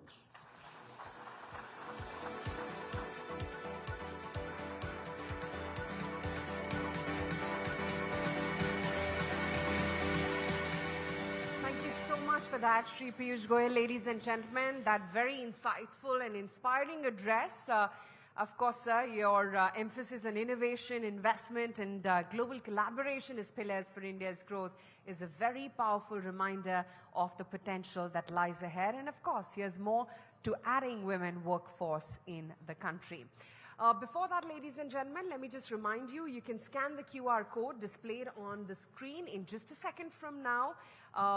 This is where, after scanning this, you'll get instant access to the pictures from here, the Darbar Hall. And once you get your images, they'll be at your fingertips. And thanks to our AI photo partner, that's Filter Pixel. So share them on your social media handles. Use the hashtag ScriptingATomorrow and hashtag GBS2025. Now, ladies and gentlemen, let's move on to our next session and let's talk about innovation, which isn't just about breakthroughs, it's also about making technology intuitive as well as user-centric. The future, of course, belongs to those who simplify, streamline, and create seamless experiences.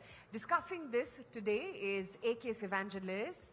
He's the co-founder, Nothing. He's going to be in conversation with my colleague, Sumita Karir.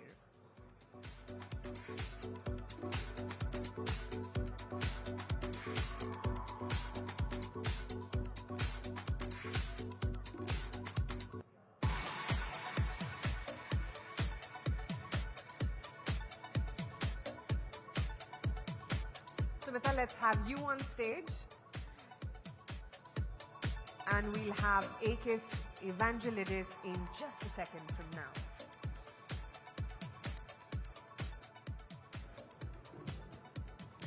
Thanks, Aisha. Ladies and gentlemen, we're just waiting for Akis to join us, but let me just brief you a bit about Nothing. It's a smartphone brand that started in 2020 by two gentlemen. One of them was from the smartphone industry itself. But within just a span of 2-3 years, Nothing has given competition to legacy players as well, and the kind of share of mind that Nothing has gained is something to truly take note of. And we'll be shortly joined by Akis to discuss what's been the growth journey of Nothing globally and of course in India as well. It's a rather interesting case study of what founders and what startup founders particularly can take note of when they're setting up consumer tech businesses. Remember, this industry is an extremely competitive industry. There are too many legacy players, but to actually make that change, to actually get that kind of community going for you, to get people to talk about you, to have fan clubs of your company within just a matter of a year and a half is truly no small feat. And of course, ladies and gentlemen, we have Akis here. Please put your hands together for Akis. Very well.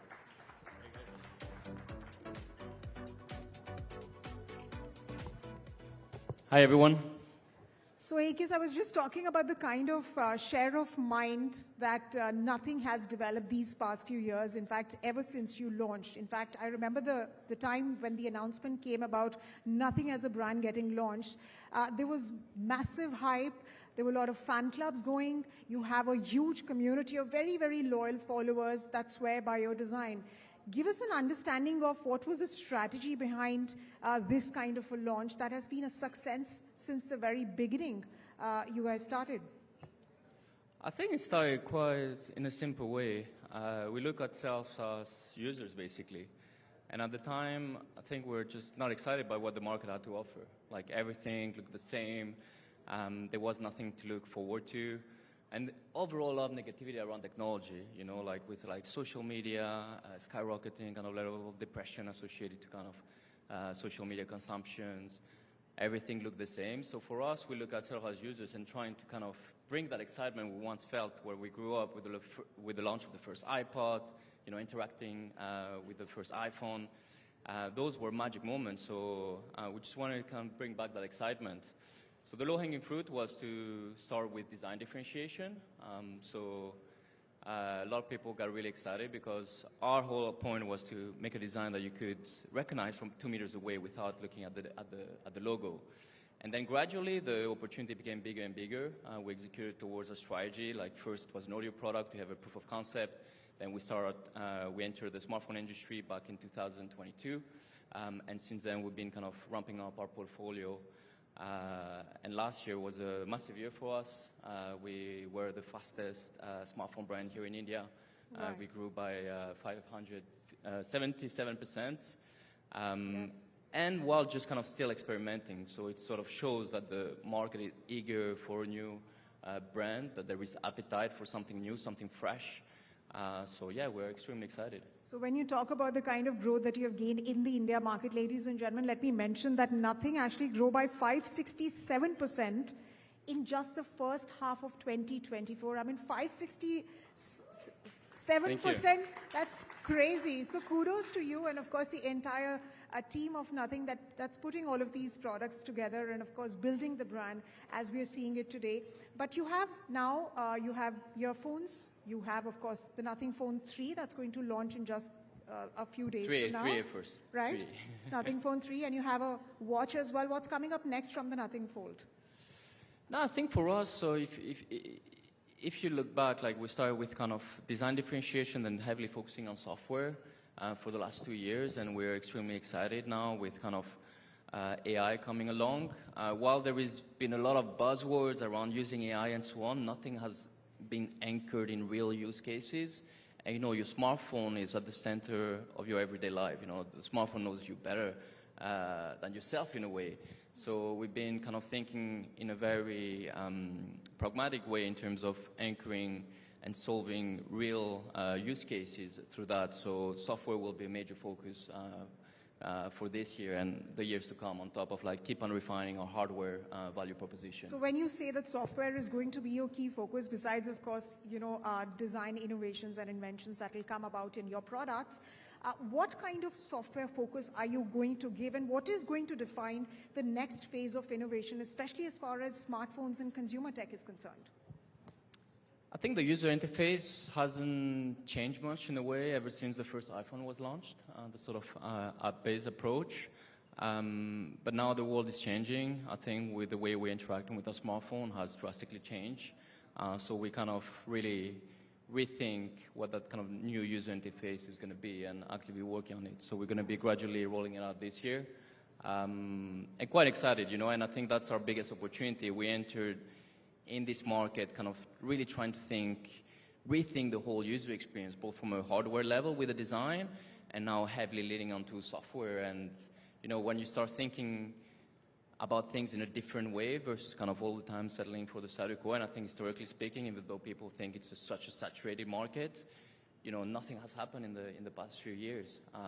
Everyone has been doing the same thing. Here in India, brands have been focusing for value for money. That's where all the sort of Chinese OEMs that have entered in the industry have built a level of brand equity, whereas we aspire to kind of redefine the user experience and also, in a way, bring a more kind of aspirational element to the brand. I think the new generation... What do you mean when you say aspirational elements? Give us some of the features that the Nothing Phone 3 will have that are going to be different from what the industry has to offer. But I think it's overall, when you're interacting with a Nothing product, it feels fresh, it feels something different, yet something super intuitive. We're carefully thinking about the overall user experience as soon as you unlock your phone. And then, we've seen a lot of Nothing users, the first thing they do, they put the phone on the table. It's a product they're proud of. It's not just a functional product. And I think now, especially with a very young demographic here in India, people aspire like more from the smartphone. It's not just kind of a tool. It's something we carry every day. It should be reflecting your identity in a way, and having a very differentiated design starts from there, but and then gradually, again, ramping up the software experience. Right, and how are you really looking at then when we talk about smartphone offerings and of course consumer tech, how are you looking at this manufacturing in India story? Because when we look at data, it suggests that electronics exports from India have been amongst the top 5 categories as far as exports are concerned. India is also making 99%, meeting 99% of its domestic targets. How are you looking at that story? How are you looking at government initiatives with respect to PLI and other schemes that are doing the rounds? Are you looking at expanding production right here in India? Because the government is also going to be coming up with a scheme that will give a boost to manufacturing components here locally. Yeah, 100%. Again, last year we were the fastest smartphone brand here in India. We're not planning to slow down anytime soon, and that involves a lot more things. So we've been producing our products here in Chennai.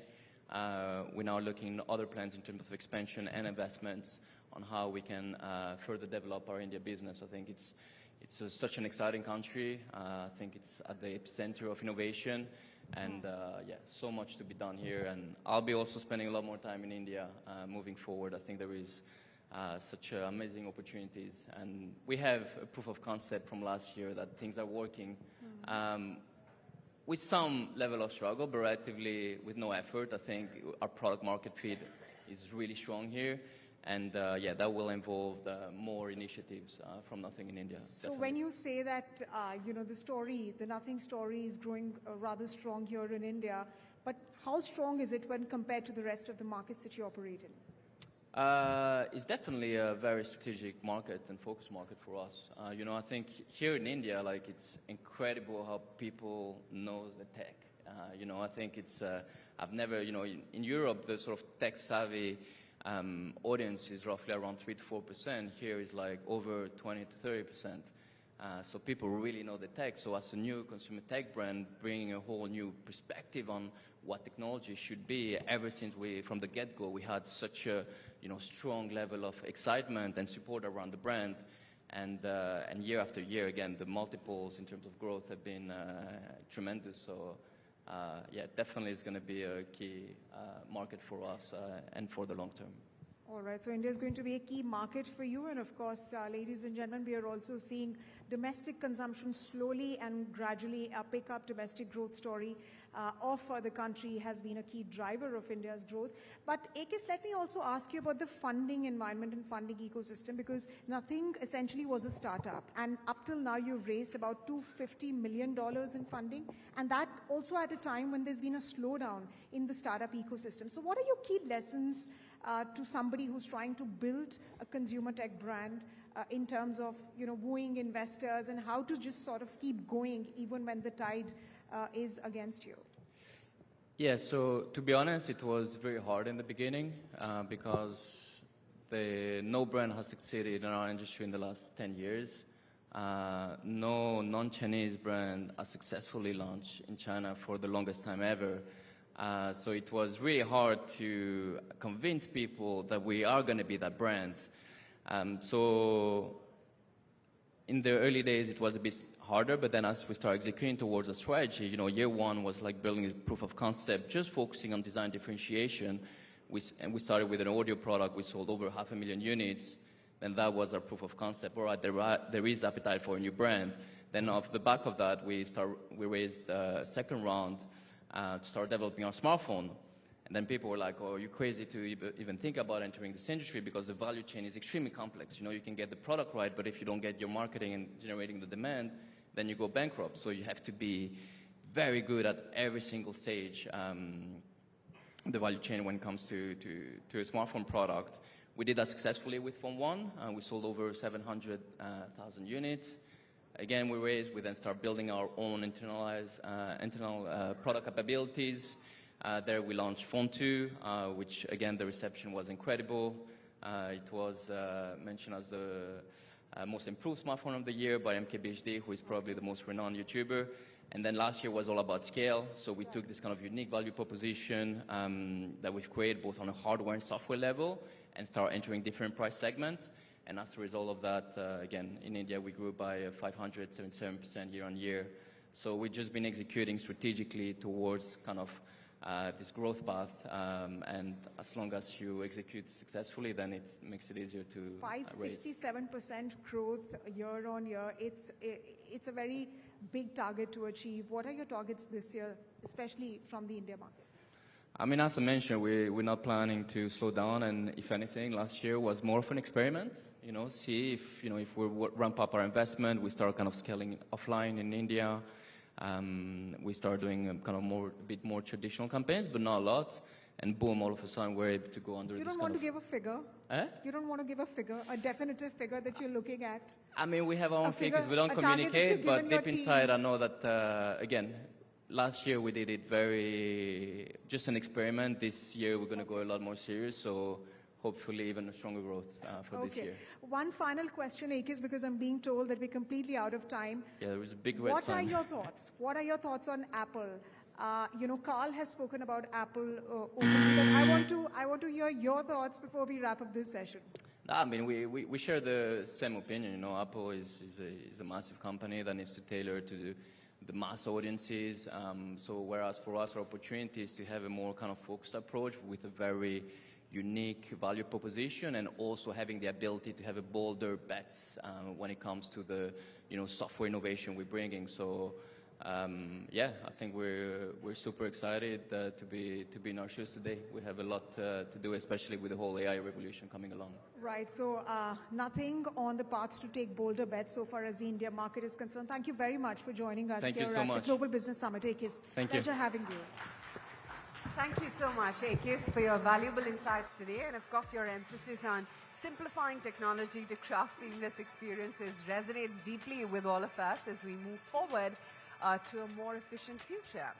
Well, ladies and gentlemen, you can scan the QR code displayed on the screen right now to instantly access pictures of the Darbar Hall within seconds.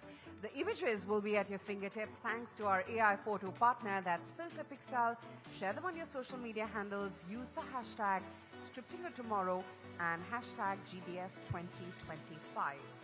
And now, ladies and gentlemen, we move on to our next panel. Well, clearly athletes don't just win medals, they inspire nations as well, define resilience and drive billion-dollar industries. So, ladies and gentlemen, to discuss what it takes to build a champion mindset in sports, business leadership and life, we have with us a very esteemed panel. Absolutely, Aisha. So, ladies and gentlemen, in just a short while from now, we'll be joined by Katie Sadlier, CEO of Commonwealth Games Federation, Luciano Rossi, President of International Shooting Sports Federation, and that session will be moderated by Karishma Singh, news editor at the Times Network. So, let's put our hands together in welcoming the panel.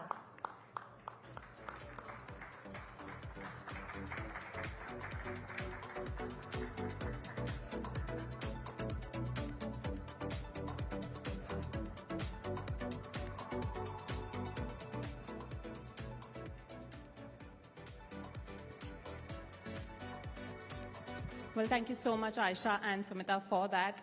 Katie, let's get straight into it. Sports shaping nations, it's a very, very interesting topic. And I want to start with, major sporting events like the CWG, the Commonwealth Games. How much do you think they help in shaping national identity and global influence as well? Oh, they're hugely significant. I mean, you just have to listen to the amazing speech by the president yesterday about India and its development. Being a global sporting power fast-tracks that in terms of everyone loves sport. Whether you're a child that aspires to be your superhero, or you're a superhero which is driving brand growth, or you're working diplomatically across the nations, it is a huge thing to host international sporting events. And let's also talk about it from the India perspective. You've been in India, the president has been in India. There have been some informal conversations about 2030 Commonwealth Games as well.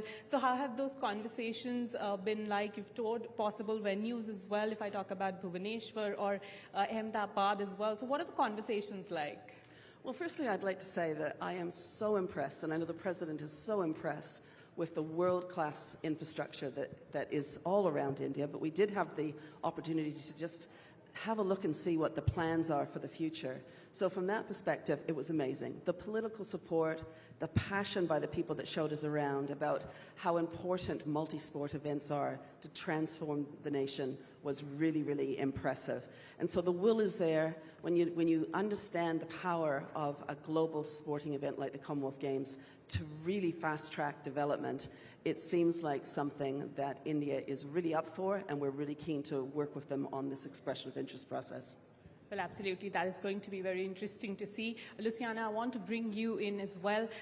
Let's talk about, what do you think are the top strategies when we talk about sports shaping nations that they can imbibe to ensure that there is a strong pipeline of champions that keeps on creating? Good morning to everybody. Thanks to Times Group for organizing this event, invite me and invite us. The ISSF is the World Shooting Sport Federation. We are working hard for a long time, of course. It is our mission. We also organize 15 events in the Olympics. So you can imagine the story, because the story of the Olympics started with Pierre de Coubertin, that was a pistol shooter. So we are working hard. We know that the world is change. We want to be part in the new change. ISSF work hard all around 163 countries in all the continent, like this international event like Commonwealth Games, because we have to share the passion of sport. For me, it's passion of shooting. So, but we open the new season in which we offer a big chance to the young generation, because we have to realize that it is their time. Women, equal gender is another mission that we just collect in the last Olympic Games last year in Paris, and this is one reason more that we are in this direction. Of course, we know that the global dimension need new vision. I learned also from this event many important matters. The great speech of the President and the Prime Minister Modi yesterday and the Minister today was really opened me some really interesting message that I can share with my board and working together, because together is our goal also. And this is the reason that really I appreciate to stay here, but ready for the new season. The new season in ISSF is just started. And Luciano, you're also talking about Olympics and the big events, but if we talk about India, 2025 will be special in shooting because we're hosting the Junior World Cup as well. So that push at the junior level is also very, very important to see them at the global level at the Olympic stage. Yeah, great. This year in India, in Delhi, you will host and we will host the Junior World Cup. This is concrete action that after the last year that Delhi in India, NRA of India, hosted the World Cup final after the great Olympics. So the best athletes in the world was in India. This is one reason more that we also rely on the academy, ISSF Academy. In India, you are working hard and very well. Here in Delhi, in Bhopal, with great attention for the young generation. So, but under the regia of the expertise. So this is very important, opening new season. At Academy is our, not words, but our mission that we are working together. Katie, let's also talk about sports governance. We all know the importance of players and athletes, but sports governance is also equally important. So what do you think of its importance when we talk about creating a winning culture amongst nations? Great governance is vital in terms of reputation and how you're perceived, whether it's as an international sport or as a country. And I know that, as a past athlete in Olympics and Commonwealth Games, I think of anyone who works in an administration leadership role owes it to be the best they can be off the field when we have that pressure on athletes on the field. So good governance is about getting the right structures, having the right people, and making sure that they're making the right decisions in a transparent way that actually benefits the stakeholders. And sometimes we get that wrong, and it's clear we have examples of that globally. But it is absolutely important for sustained success to have exceptional leadership inside sport at all levels, whether it be internationally, nationally, or at a club level. So, it's so important. And Luciana, let's get back to shooting. I mean, what steps are being taken to, go with the modernization of the sport, make it more TV-friendly or youth-friendly as well? What is the ISSF doing on that part? We believe that communication now is necessary, especially for our sport, that is the most safety sport in the world, shooting. Can you imagine how many delays we have for our communication? So, but we open a new season in which we start also to open the door to e-sport. We are, ISSF, together with only 9 international federations, together share the new dimension of e-sport. So a new era in which we want to not forget our story, but include it for the new story and working together for the future. So this is really, really change in very short time, because our federation lose many time in the past. Now we are running, and thanks for this chance that you give me in the name of our ISSF, to show what we are doing. Really, we need, we want, and we are doing this. Can you imagine that we are just ready for the next Olympic LA 28 with all the 15 events, but my dream, our dream, organize an event in this next Olympics in which they compete in the men and women compete in the same competition. Who will be the best, a woman or a man? This is a dream. Also for IOC, for our International Olympic Committee. So we are very close for the final proposal, but as you can know, you understand, I am now the majority is women. Also, the minister before talked very well about the equal gender and also more power for the woman in all the sport, especially in our sport. But for the first time in ISSF, we have 4 vice presidents, never before. 2 are men and 2 are women. So this is equal gender. So we open our door, our window for the new season and for realize the dream together. Katie, another important aspect of sports shaping nations is having the best sports infrastructure as well. So do you think how do you think that investment help nations as well, investing into good sports infrastructure? And clearly I saw a lot of that last week when I was in India. It is really important to have athletes and communities to have access to world-class facilities that are run really well is really, really, really important. But it is also as important to have fantastic leadership and talent programs that link communities to elite athletes, because it isn't about one or the other. You know, the champion on a world stage came from a small community somewhere. So making sure that that pathway is correct is vital. And since we're on the topic of infrastructure, we've also officially initiated the bid to host the 2036 Olympics as well in India. So do you think that would possibly be the landmark moment for India? Well, events like that are the big of the bigs. Now, I'm not an IOC member, so I won't be voting. But from what I've seen, I think that, and what I've heard from the politicians and the brands today and the excitement for things like pickleball, et cetera, hosting an Olympic Games in India would be absolutely transformational. And with that, hosting the Commonwealth Games in 2030 is a fantastic platform towards that. More importance to the 2030 Commonwealth Games first from Katie's side.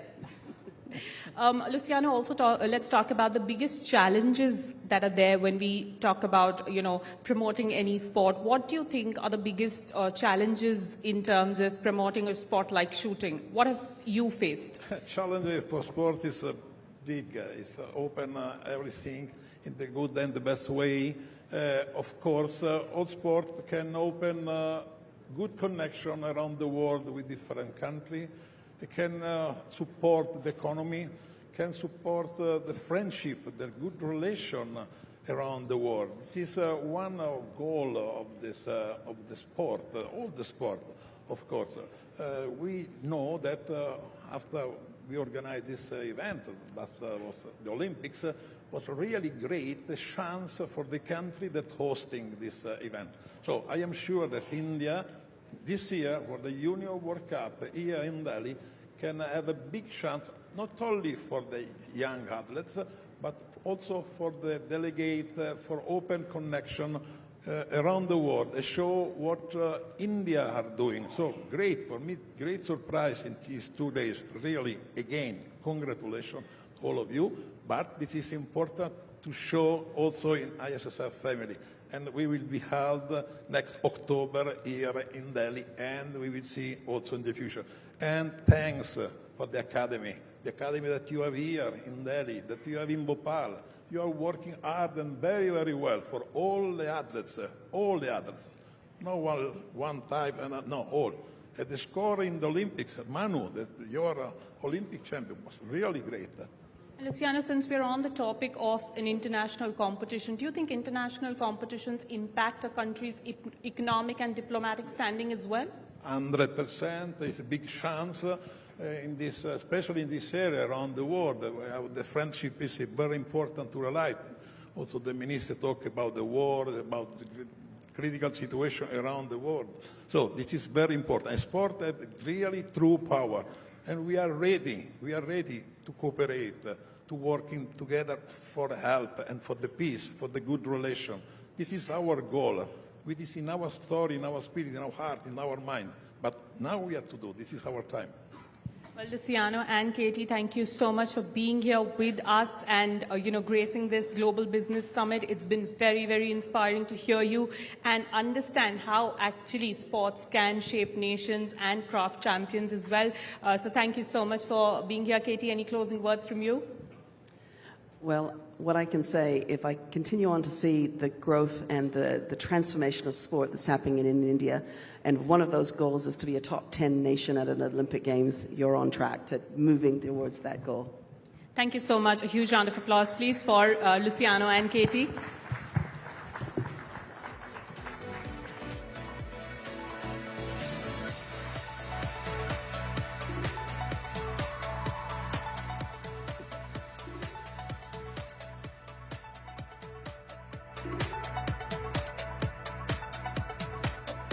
Thanks, Karishma, for moderating that session. And thank you, Ms. Katie Sadler and Mr. Rossi, for your enlightening perspectives on the subject. Your insights into the champion mindset and its broader impact on sports, business, and leadership have been truly, truly inspiring.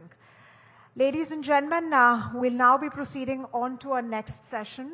It's a conversation with the visionary behind one of India's biggest fintech success stories. We'll be joined by Vijay Shekhar Sharma, who's the managing director and CEO of 197 Communications. He will be in conversation with ET Now's editor-in-chief and ET Now Swadesh's editor-in-chief, Nikunj Dalmia. We'll be joined by them in just a short while from now. In fact, may I please request Nikunj and Mr. Sharma to walk up on stage. Ladies and gentlemen, a huge round of applause for the gentlemen.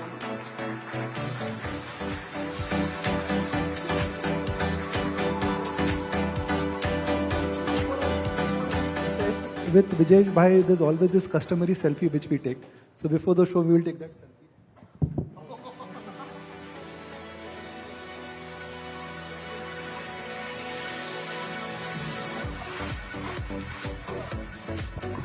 Thank you. Actually, so I'll tell you what. ये नया fintech है. Anchor के सवाल से पहले अपना answer चालू कर दिया. नहीं, मैं निकुंज आपको बताता हूँ, सेल्फी का जमाना आया और मुझे समझ में नहीं आता था कि लोग मेरी फोटो ले रहे हैं या मैं उनके साथ ले रहा हूँ. Because lot of time I used to be really joyous कि कोई जिसको मैं बहुत ऑनर करता हूँ वो मेरे साथ फोटो ले रहा है. तो मैं जो पॉइंटर देता हूँ इसलिए कि ये हीरो है. तो मैं फिर ऐसी सेल्फी लूंगा. Thank you. ओके, हीरो तो सामने बैठे हैं. Oh yes. Oh yes. And in fact, जब हम smartphone generation is ending now in the world, more or less के smartphone plateaued है. The biggest app of smartphone that changed the world is actually FaceTime. You'll say क्यों? क्योंकि FaceTime करने के लिए Steve jobs ने फ्रंट कैमरा लगाया. नहीं तो नोकिया एज तक सारे बैक कैमरा थे. तो FaceTime ऐप के लिए फ्रंट कैमरा आया. उससे फिर लोगों ने सेल्फ फोटो खींची. उससे सारी दुनिया सेल्फी में हो गई. चाहे मोदी जी इलॉन मस्क से मिले या ट्रम्प किसी से मिले, अब सब लोग सेल्फी करते हैं. तो मेरी नजर में FaceTime is the app of smartphone as which impacted most in the world. Now, everyone in this room I can vouch for has used Paytm somewhere or the other. Please raise your hands those who have not used. देखिए एक भी नहीं है. That is the power of a brand called Paytm. And in India, and frankly, last 15 years, very few brands have got created which are at a global standard. And one of them is actually Paytm. Now, Vijay Bhai, Paytm has been in news. Good news, bad news. So what should we start with? The good news or the bad news? As always, a business guy will say, give me the bad news first. So bad news first, if there is. And I think now you're calling on that question. मेरा ये मानना है कि कोई भी bad news नहीं होती जब तक कि वो आपको खत्म ना कर दे, finish ना कर दे. What doesn't kills you makes you stronger philosophy tells me that there is genuinely a lesson of future resilience and future opportunity that hides behind so-called the bad news.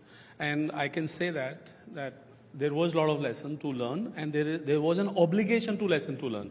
In fact, मैं अपनी तरफ से एक और बात बोलता हूँ, यदि हम वो lesson learn नहीं करते जो हमारे lessons जैसे हमने पिछले साल में learn किए, तो शायद हम वो जो अपनी ambition रखते हैं, बहुत बड़ी ambition रखते हैं कि $100 billion कंपनी बनेंगे, इंडिया से एक global कंपनी बनेंगे, वो achieve नहीं होता. So in a quasi uncomfortable way, I can even also say that was a nice thing that I got a lesson which made me survive and learn. So better to learn, and better late than never, and better that it happened at this early days. So this is the first time anyone is interacting with you on this large forum after all those regulatory problems have happened. So this is technically your first big interview after the regulatory problems. So in simple terms, can we assume that all the regulatory problems which had happened, which were openly discussed on all the forums, are they over or it is still work in progress? I'm very hopeful that they are conclusively concluded, but at the same point of time, the direction and the path and the things that have to be done, that is behind us. How did you manage to waive that problem period? What changes you made at Paytm? Because you've sold some businesses, you've changed some business models, and now you are on path to profitability again. What are the changes you did? So I wrote it on Facebook, which is, I don't use Facebook much, but I wrote it because वहाँ पे बहुत कम लोग follow करते हैं मेरे को, या फिर मैं bother नहीं करता क्या reaction आते हैं. Every pain has a message to deliver. Once the message is delivered, the pain recedes. If I was ready to accept that there is something inside it, which is something that we have to correct, I have to correct, we have to, and I think owning up that was the first and biggest lesson of the time. It included that, number one, we were doing too many things. We were mixing up a few things versus many things which were not concurrent, coherence, and so on. So we pruned, cut, or made money in a way by exiting many of the businesses and sorting out that I want to go back to the focus, go back to the fundamentals, and keep at it till the time period we are not just big, but a very big as a industry player and a sizable player. Obviously, in this kind of movement, we lost some of the market share, we lost some of the, let's say, consumer love that we could have and we were expecting to garner. But at the same point of time, I said, the earning back, the winning back will be the success of it, and the success will be that we are back with a number and market share, which is good for us to have in the long term. So more or less, I'd say the lesson learned was that the regulatory businesses are compliance first businesses. We should and we better take care of that. And second lesson was that you have to have an organization where the compliance officer is not a separate person. The business person speaks a compliance language. So I upgraded our governance, I upgraded our compliance, I made the organization understand that it is compliance first. All the businesses that were so-called not compliance requirement, like commerce, like many other things, we sort of said that, let's not mix it. Organization has one culture. Paytm has several businesses. UPI, which all of us identify with, Paytm Karo. Then there is lending, which is the heart of your profitability. Yeah. Then you are in the business of wealth management, insurance, and there was another business which was an events which you've sold to Zomato. Am I describing Paytm business model correctly? Yeah, bilkul. Okay. What would be the future growth businesses for Paytm? Which are the businesses which will grow and which are the businesses which could contract? So very clearly, payment is our foundation. So we believe that payment standalone can make profit. And that's a big statement. I would rather say that seeing what there is an expectation based on the sort of incentive plan that we saw the government announce, that there is an MDR that is coming. So that will be a big boost to the payment, and payment inherently can become profitable, I think, if we go towards that path. So payment is critical, profitable by standalone, scale. कितने million लोग हैं हमारे पास? हमारा मानना ऐसा है कि हम 200-250 मिलियन लोगों को ये देश में सर्व कर पाएंगे जो हमारे प्लेटफॉर्म को यूज करेंगे. मैं मार्केट शेयर से ज़्यादा वो जो अच्छी क्वालिटी के 25 करोड़ लोग हैं उनको चाहूँगा अपने प्लेटफॉर्म पे. And I can say that we are privileged that we continue to have them on our platform because let's say even if something churn happened it did not happen of the good quality customer. So first of all payment is big. Credit is, like you said, distribution of credit. We are recalibrating. We have added FLDG somewhere. We've removed the distribution somewhere, and so on and so forth. Will remain one of the key driver of profit, and it stays. It continues. And what we are not focused, and after that wealth, I don't have to say, India's stock market is inviting many, many domestic investors, and this is pride of India. I'd rather say, after some days, it will be very clear that after payment revolution in India, the pride of India will be the number of demat accounts and the amount of effort that happened in wealth space, so to say. Mutual fund, sahi hai, event, that's it. Insurance and many other things, we would primarily keep them as business as usual. We will not put a lot of effort on it. Payment, credit, wealth, that's my next 2 years plan. When you went public in the DRHP, which is applied to the SEBI, I'm breaking it for viewers, you said that हमें पता नहीं हम पैसा कब बनाएंगे. We don't know when we would be profitable. Now you're saying that we are committed to walk on the path of profitability. So when will you declare profits? Very interesting. I remember that, and I remember going on TV also. और मेरे को बताया गया था कि देखिए आपने जो लिखा है वही वर्ड बोलेंगे क्योंकि उससे डिफरेंट तो आप वैसे ही नहीं बोल सकते और कर भी नहीं सकते, तो आपको वही लिखना चाहिए. तो true to the uncomfortable statement written, we've had one of the reason कि हमने पिछले 2-3 साल में profit बनाए नहीं. At the same point in time, I can tell you very happily that internally the team and the kind of effort in the business we've done, we are clearly committed in the next quarter to deliver profit, and we have made a public statement about it. Thank you. And I believe that the best benchmark of profit will be PAT and the free cash that the company generates. I am completely committed to deliver a PAT growing company, and that I don't see very far. Like I said, in the next quarter, we have already called out, and next year, let's see what happens. Great. When you went public on day one, there were a lot of yes and no about the valuations. The stock came down, then it stabilized. Then there was that ugly volatility when the stock actually below 400 rupees, and now it has come back. How do you react to it as a promoter from wealth going to couple of billion, coming down by a few billion? आपके stock पे काफी memes बन रही थी. हाँ. कई लोग कई बातें बोल रहे थे. How did you take to that period of that crisis? So मैं कंपनी को अपनी डॉटर की तरह समझता हूँ. मैं उतना एसोसिएटेड और लिंक्ड हूँ जितना एक पेरेंट अपनी डॉटर के लिए केयरिंग एंड लविंग होता है. At the same point of time वो मैं ये नहीं देखता कि उससे मेरे को डिफेंड होगा या फिर कुछ गेन मिलेगा. डॉटर को देते ही हो आप, डॉटर से कुछ लेते नहीं हो. तो आप अगर नोटिस करो तो मेरी लाइफस्टाइल कभी ना पहले और बाद में कुछ भी चेंज नहीं हुई. I do believe that you sir आपके शेयर होल्डर्स की लाइफस्टाइल चेंज हो गई थी जिन्होंने 1900 में शेयर लिया था. I totally agree, and the best thing I can do, and मैंने अपनी तरफ से पब्लिक स्टेटमेंट भी दिया था कि मैं कभी कंपनी से कुछ एक्स्ट्रा शेयर ये सब कुछ नहीं लूंगा जब तक कि सबके पैसे यानी कि मार्केट लिस्टिंग प्राइस पे ना आ जाए. And there may be many reasons के उस टाइम पे क्या प्राइस मिला और आज के टाइम पे क्या प्राइस चल रहा है. There can be many reason. Internally we are committed to deliver a, like I said, PAT or free cash growing company, and I believe that even though it could be a time-bound activity, but it is inevitable to happen. The market opportunity of India, financial services, Paytm opportunity is huge. I'm all in on Paytm, and I won't let this not happen by any measure that के हम कभी question करें. So वो commitment रहेगा.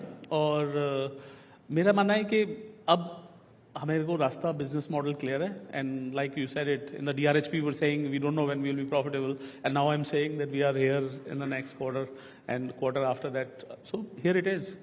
It's not very far.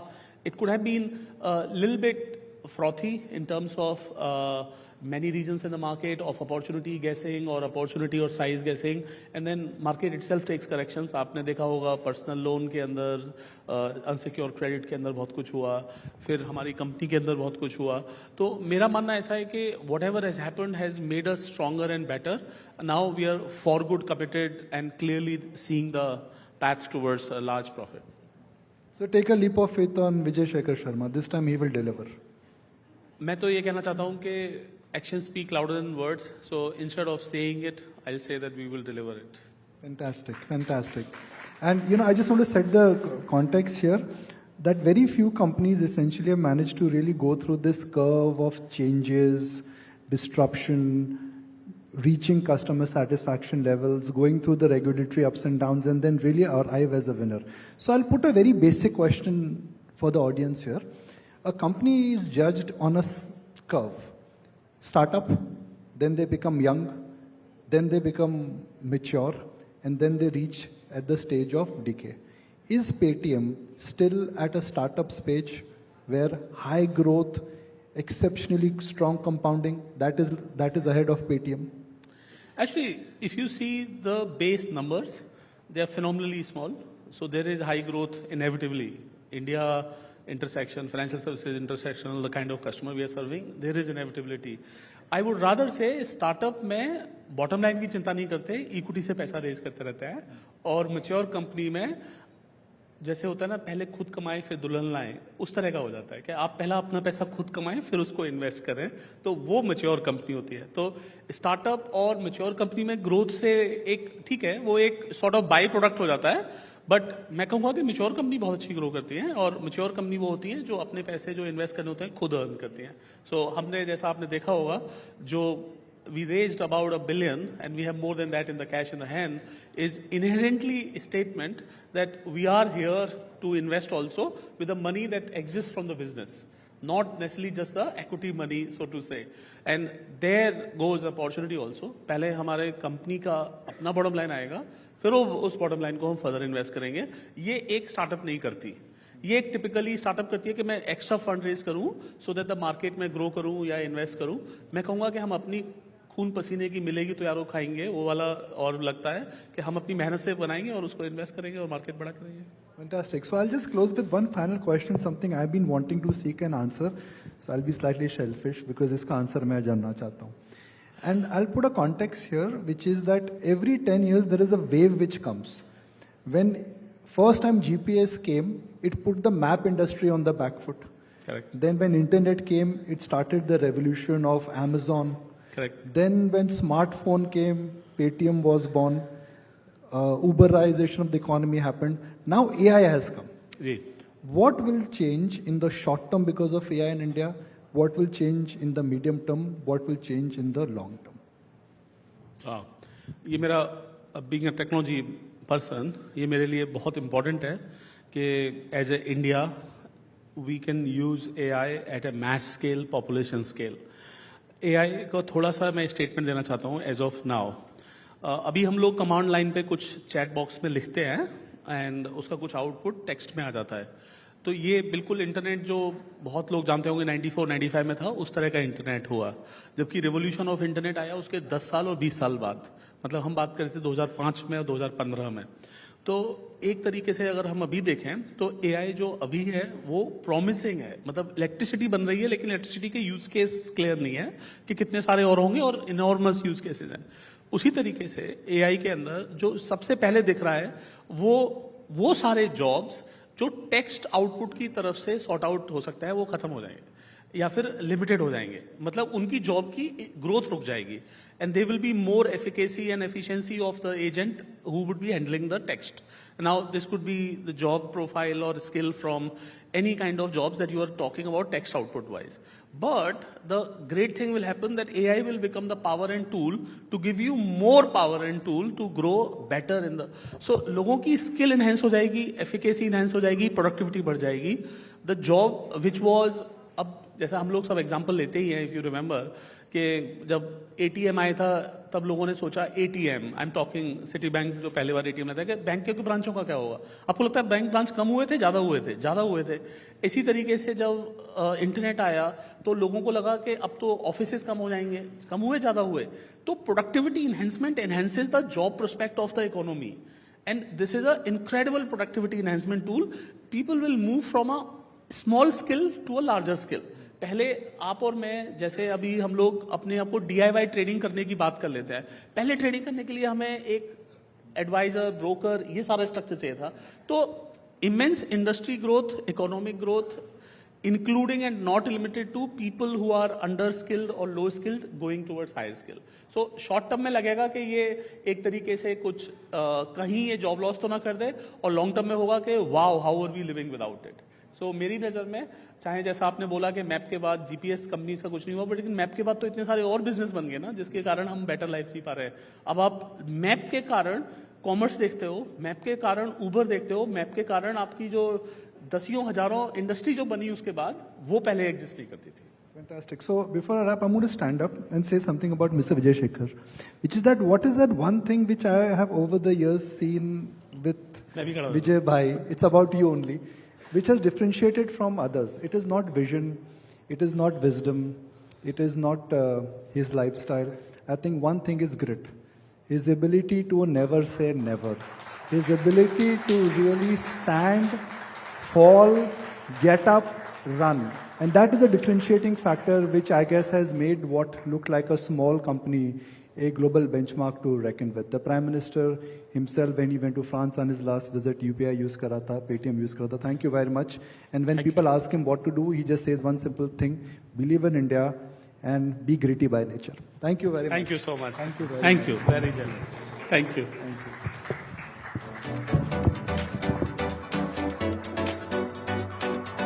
Well, ladies and gentlemen, a huge round of applause for Vijay Shekhar Sharma, now taking a selfie. I wonder who the celebrity is.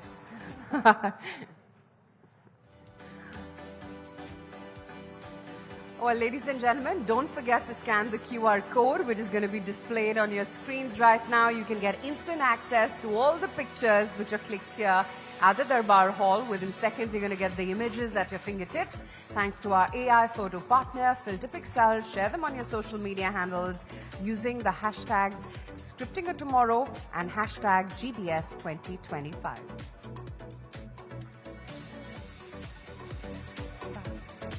And ladies and gentlemen, let's now move on to our next session. After that very exciting session on entrepreneurship and never saying never, we're going to be focusing on sustainability. Remember, sustainability is no longer optional. It's an economic imperative. Climate action is driving innovation, job creation, and long-term resilience. And to discuss how climate-conscious strategies can fuel economic growth, we welcome our next set of guests. Aisha. Oh yeah, absolutely. Ladies and gentlemen, please put your hands together and welcome on stage Simon Steele, Executive Secretary, United Nations Framework Convention, to talk about climate change. A huge round of applause, please.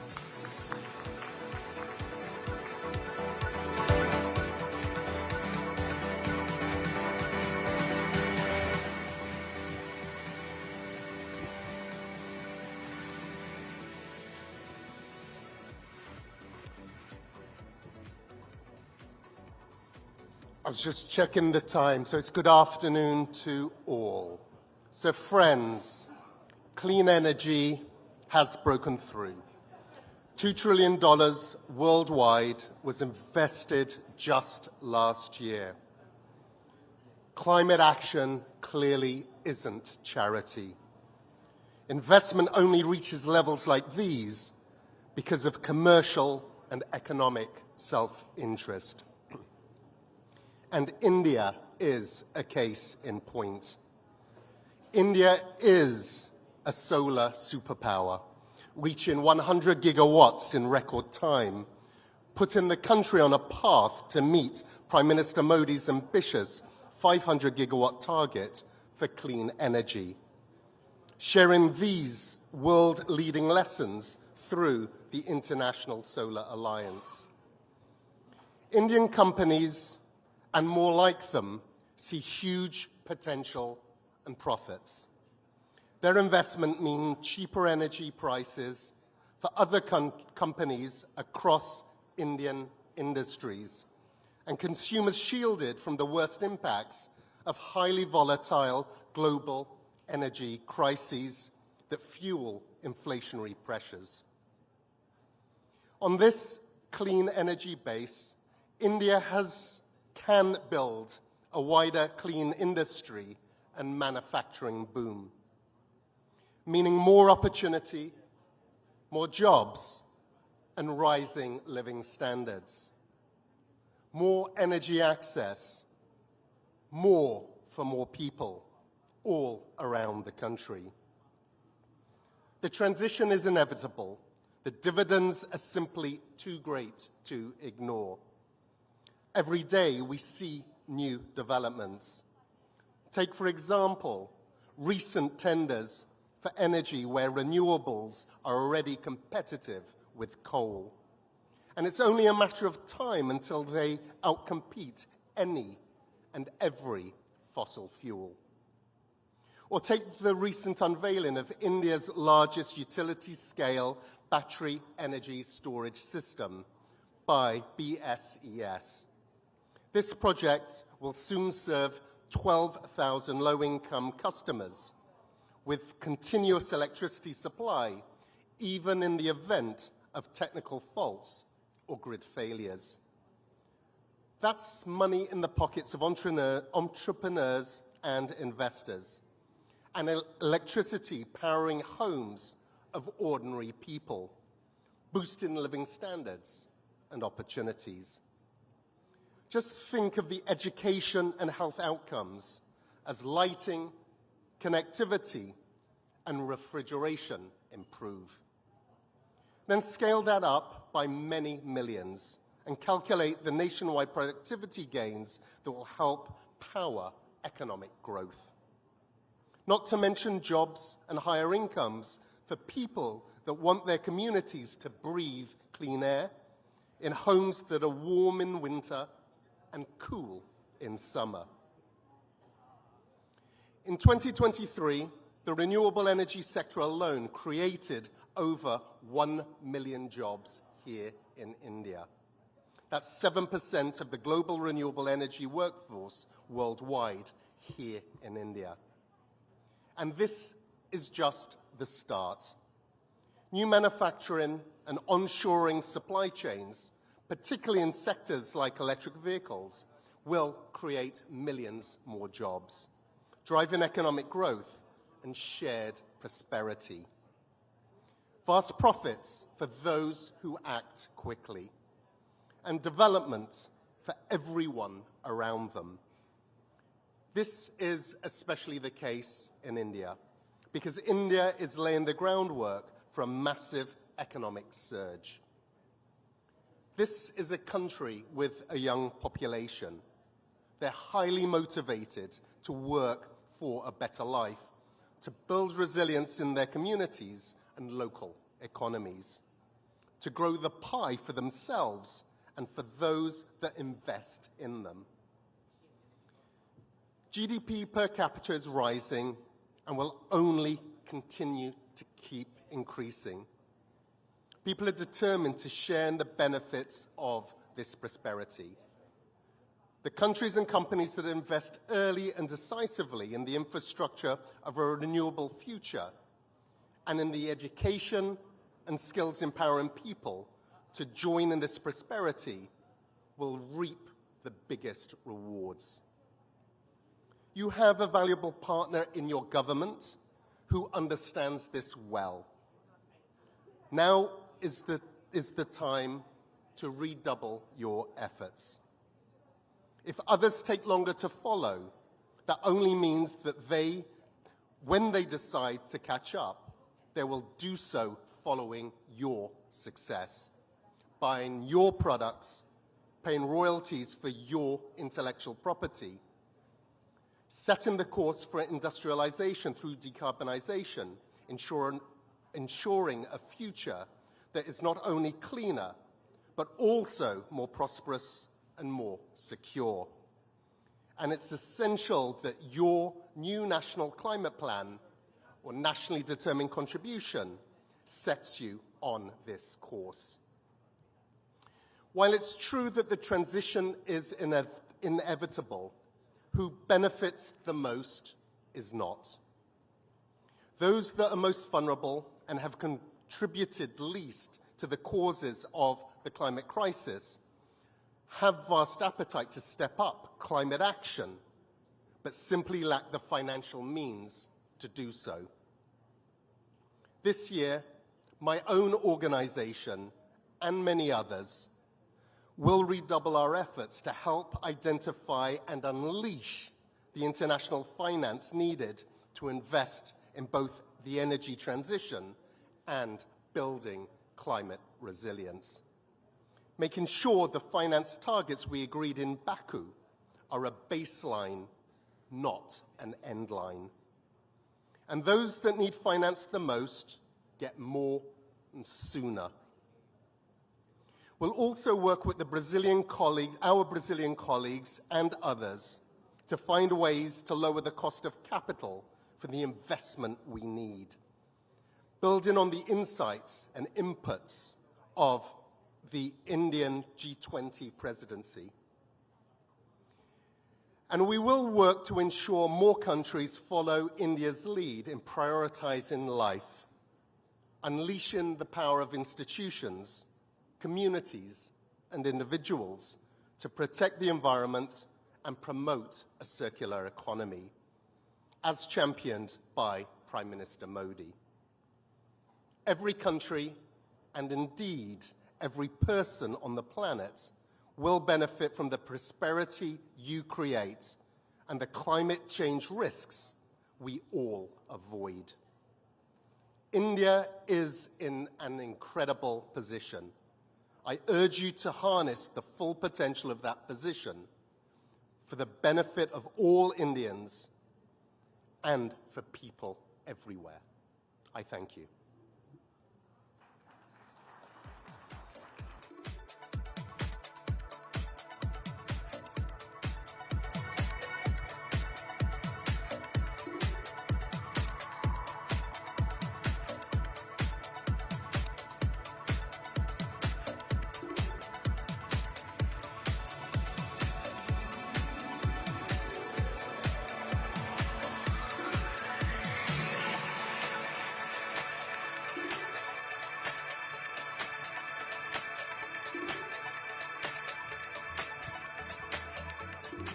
Thank you, Mr. Simon Style, for your profound address today. In fact, your perspective on climate action and economic development has been truly enlightening. Ladies and gentlemen, let's now move on to our next session of the day, and this one's going to be on energy. Well, energy is not just an industry, it's a strategic pillar of global geopolitics. The evolving energy landscape is redefining power dynamics, not just in India, not just in Southeast Asia, but across the world. And join us to explore these crucial shifts and trends is Arvind Tikku, entrepreneur and investor and founder of the AT Capital Group. He is in conversation with our very own Aisha Faridi, national editor, ET Now. Let's put our hands together in welcoming them.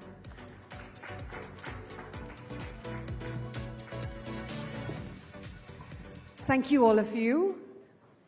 May I just request all the people on the left to please take their seats.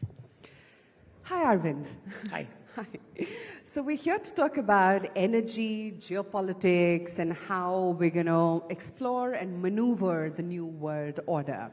But let's start with the very basics. When we talk about energy itself, I think there's it's almost like technology, right? It's so fast evolving, yet we are so still into fossil fuels. Let's break it down for us. How many forms of energy? What does India consume? What are the myths and what are the stats? Well, first, good afternoon, everybody. Thanks for having me. If you really look at the energy landscape in totality, energy has always been not just a commodity, but has been an instrument of geopolitics forever. Yeah. It's just that we forgot about it post-Cold War because obviously we had a long period of peace with, I would say, less conflicts on planet Earth.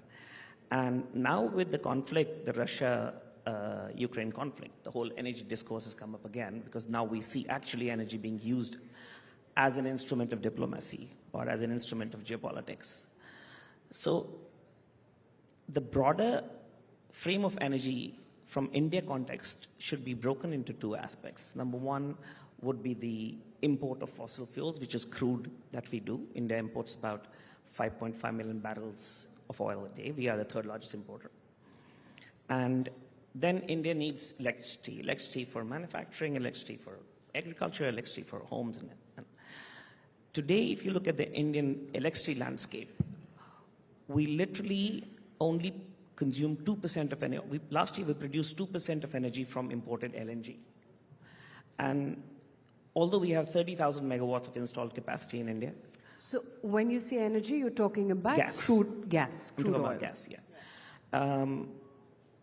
Even though we have about 30,000 megawatts of installed capacity in gas, we realistically used only 17% of that, which is 2% of the energy mix in the electricity space. And the reason primarily was obviously gas prices, and we have a price-sensitive customer. So as far as import of crude and products, import of crude primarily is concerned because India is the fourth largest refining capacity in the world. So while India is an importer of crude, India is an exporter of products.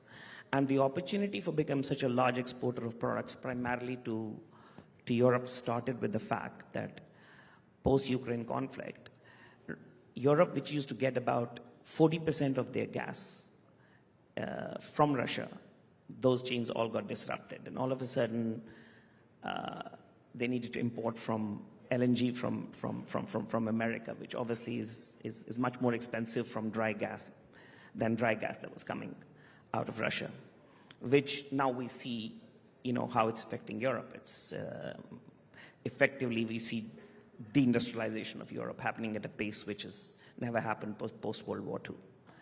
So, and that created an opportunity for Indian refining capacities to export more to Europe. As far as the linkage of energy between Russia and Europe is concerned, Russia used to export roughly 8 million barrels of oil and products. When the disruptions happened with the European supplies, the molecules that India used to buy from the Middle East, those were targeted by the Europeans. So as India, obviously our leadership did a fantastic job in making sure that India stays secure. And those disruptions, when they happened, what India used to buy from Middle East moved at a premium to the European markets. And obviously, we didn't have a choice but to go and buy from the Russians. So there you see how the landscape changed because of geopolitics. And this has an effect which will be transformational changes in supply chains of products. It will be transformational in security going forward. Just to give an example, China used to have its 70% of energy come from South China Sea. Post-war, the pipelines that are being built or have been built between Russia and China gives Chinese manufacturing a huge edge for next decades to go. Because they get cheap Russian gas, they get it on a pipeline, which never has been the case before. And dry gas effectively is what? It's the cheapest form of fossil fuel and the most environmental friendly.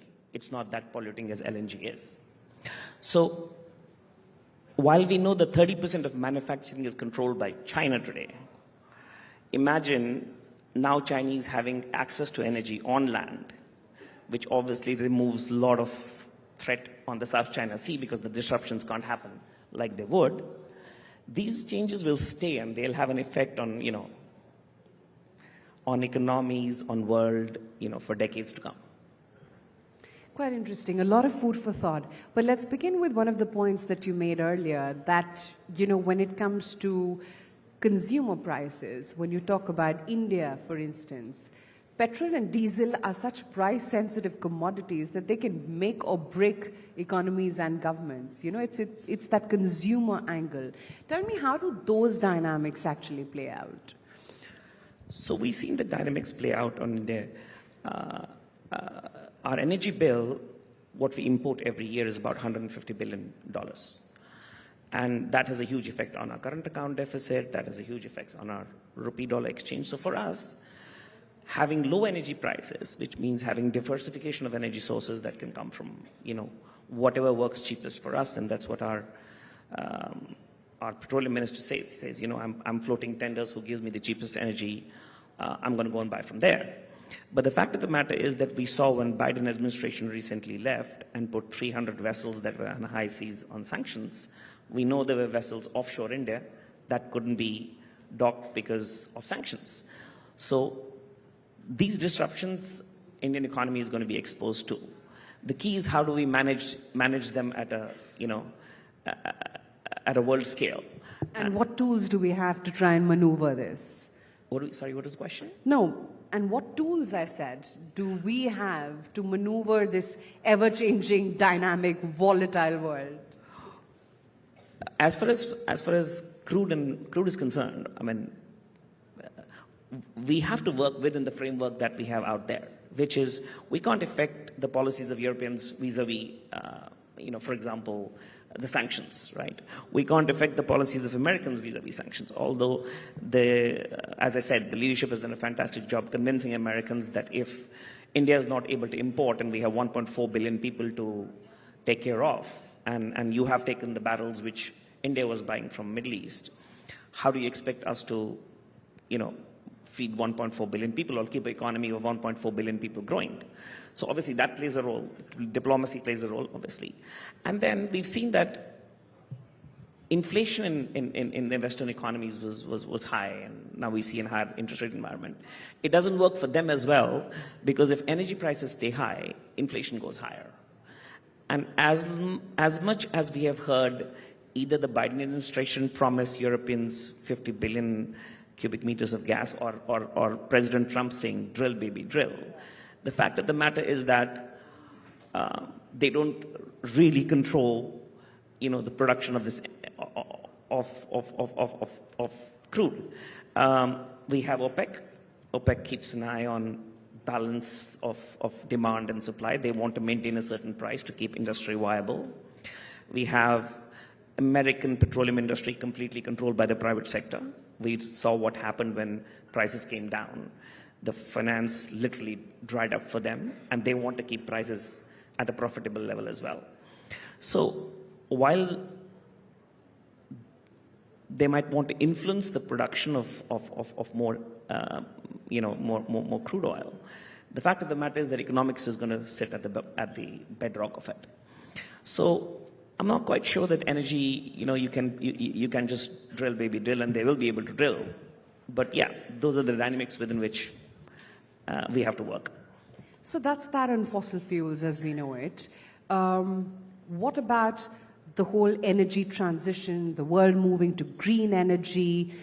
And the bigger questions whether fossil fuel is going to die down, or are we going to continue to consume both?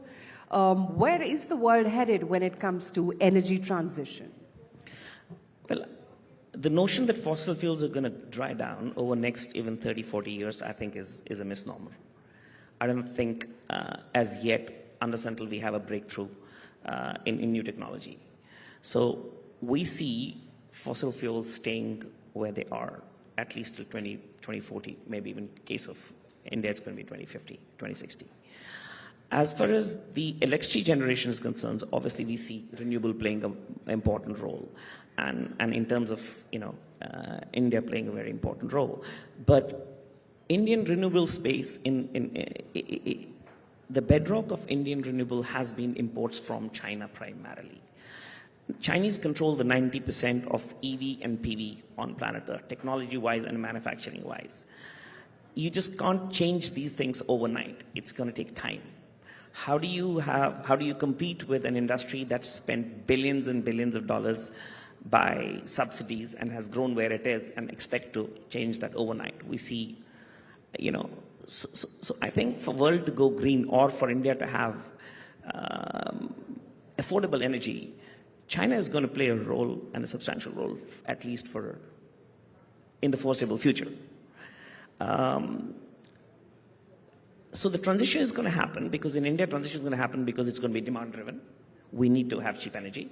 Today, renewable energy is not just green; it's profitable. It's the cheapest energy electricity India can produce, and not only is it the cheapest, it's the quickest to the grid.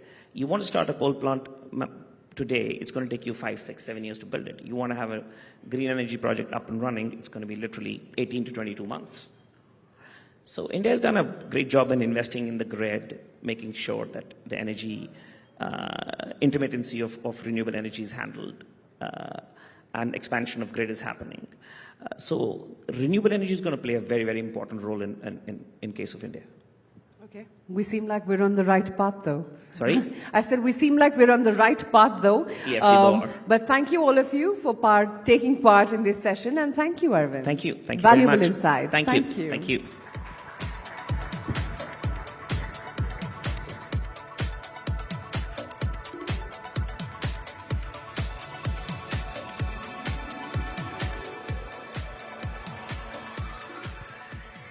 Yes, indeed. A lot of things are changing when you talk about the push towards green energy, being able to talk about renewables. Those conversations are clearly going on. And the transition that we are talking about, this move from fossil fuels, it isn't something that's going to happen in a rush, and we are hearing more and more of that. So thank you, Mr. Arvind Tiku and Aisha Faridi, for conducting that conversation. Meanwhile, we're ready to move on. And this entire piece that we are tracking, this is about going beyond influence. We are talking about the future of the creator economy. This creator economy is getting more and more interesting because it's a level playing field. There is a lot of democratization when it comes to creativity. And this is about the world, and we talk about globalization, though deglobalization is almost as much on the plate. we do talk about creativity bringing us all together in the world. But even as we track that piece, we've got this video that we'd like to play for you. This is about the company that our next guest comes from. It's called Xshore. And what is the future of the creator economy looking like from the Xshore perspective? Let's see it in this video. The ocean, the beginning of all life. Today, we are witnessing the ocean's destruction. We face an urgent situation that demands for a change in our thinking and actions. We need to stop damaging our life support system. United, we have the power and knowledge to restore the nature and give it back to our children. Let's start our sustainable journey here, today, together.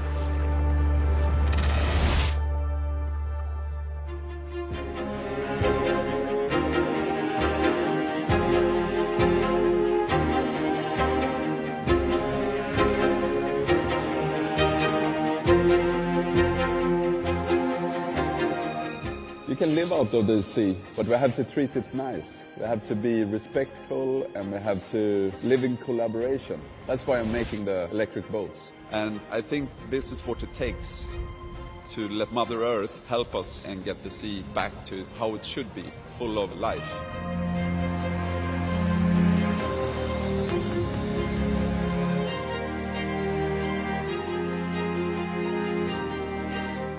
Xshore was built on 3 pillars: design, technology, and sustainability. And we have kept building on those. And I'm proud to say, today, all 3 is deeply ingrained in the company's DNA.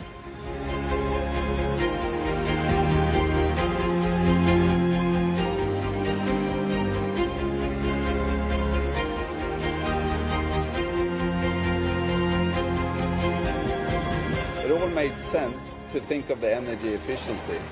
To be on the water without noise and fumes would just create the ultimate experience.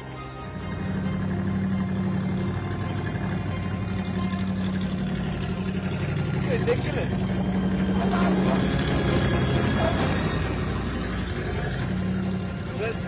I'm sorry. Our boats have always been about more than just traveling from point A to point B. It is meant to be a social boat where we can hang out, we can meet up with friends, and we can really interact with the water.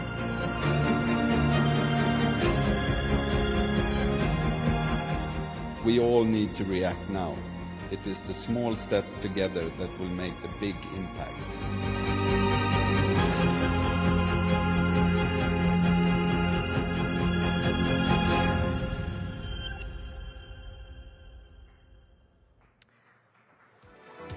When it comes to design, we are at an inflection point. Technology is making it all possible, and we're talking about entrepreneurship, pushing boundaries almost on every count. So to explore this kind of entrepreneurship, let's welcome on stage our next guest. Mr. Konrad Bergstrom is joining us. He's founder and president of Xshore, and in conversation with him, my dear colleague at ET Now, Sumita Karir, back on stage. Welcome both.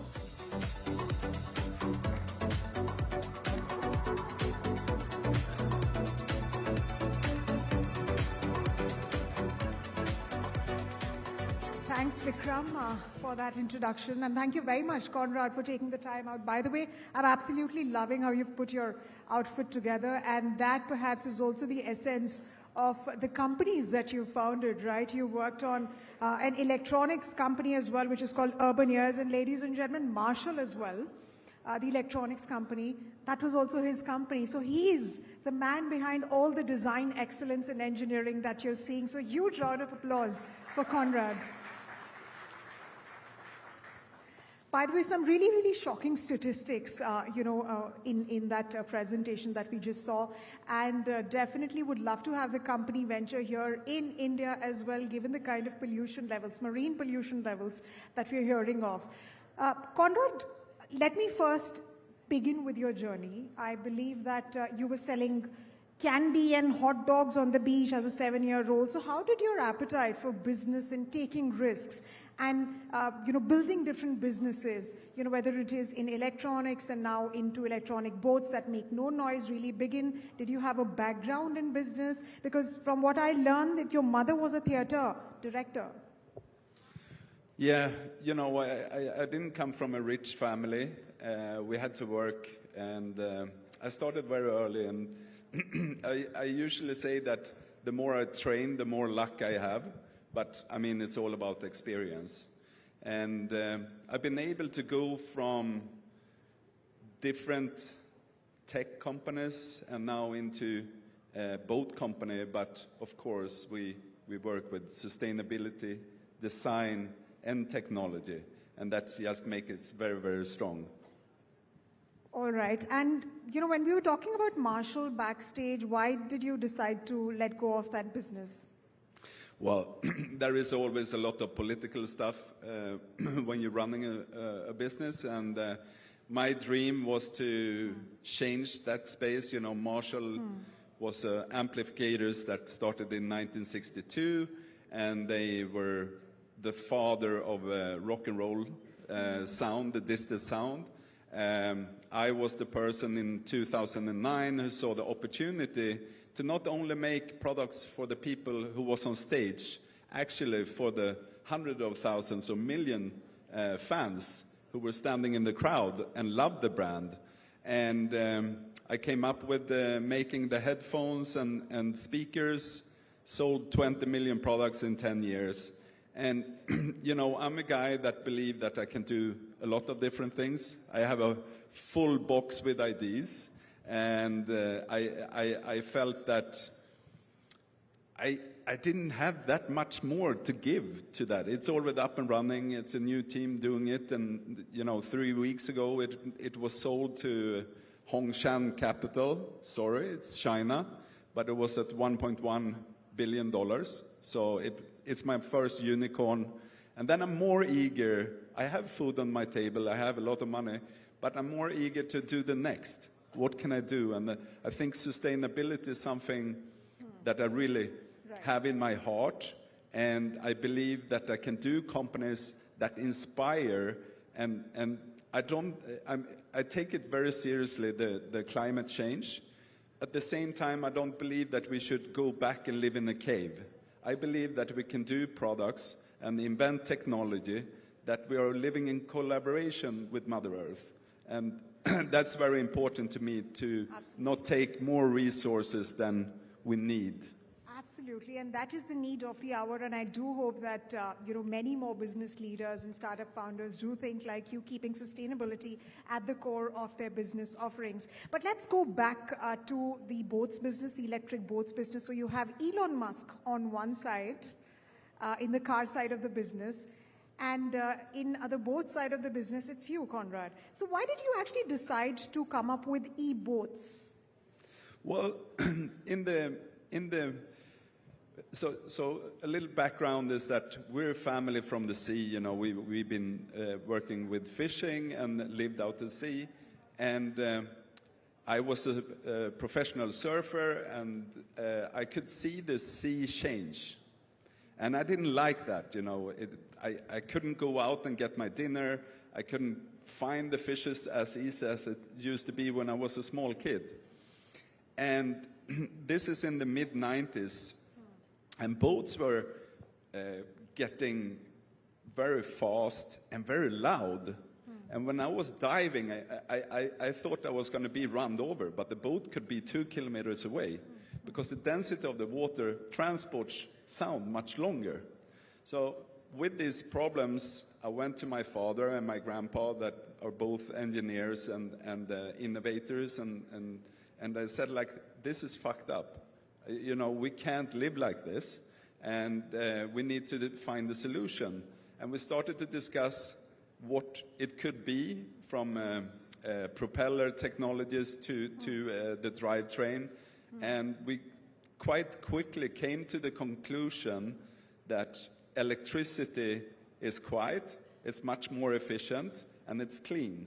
So it was like the perfect solution. But at the time, you know, there were bottlenecks with the battery technology. There were bottlenecks with mixing water and electricity. But now the technology came up. So in 2012, when I saw the Tesla S, I took that idea out and I said, like, I have to build a prototype. That was finished in 2017.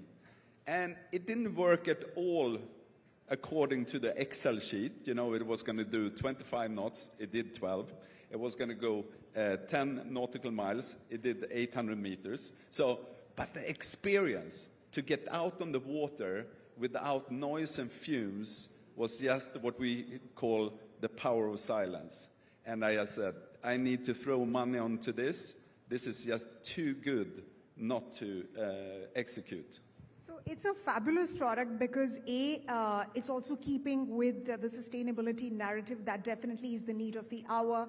It is also silent and it has a great design as well. What's the kind of demand that you're really seeing with respect to this? Don't you think that this is too much of a niche product? Give us a sense of the kind of demand and interest that you're seeing from the Swedish government. And you're present in 3 continents, right? So give us a bit of detailing about that as well. Well, we see demand from all over the world. We've been riding the wave of sustainability, but actually it's the experience when you get out on the water and you have an acceleration that is so much better than the other boats. So it's a combination of the experience and the sustainability that is driving the demand. And our biggest market is the US, but we're doing very well in Europe as well. But we're open for India. We work with NEOM in the UAE, and we're just about going from a startup to a scale up. So our first factory, X-Shore 1, is built, but it's modular, and we can bring that blueprint to other parts of the world and build boats here as well. But do you plan to go beyond boats at some point in time to make it more mainstream?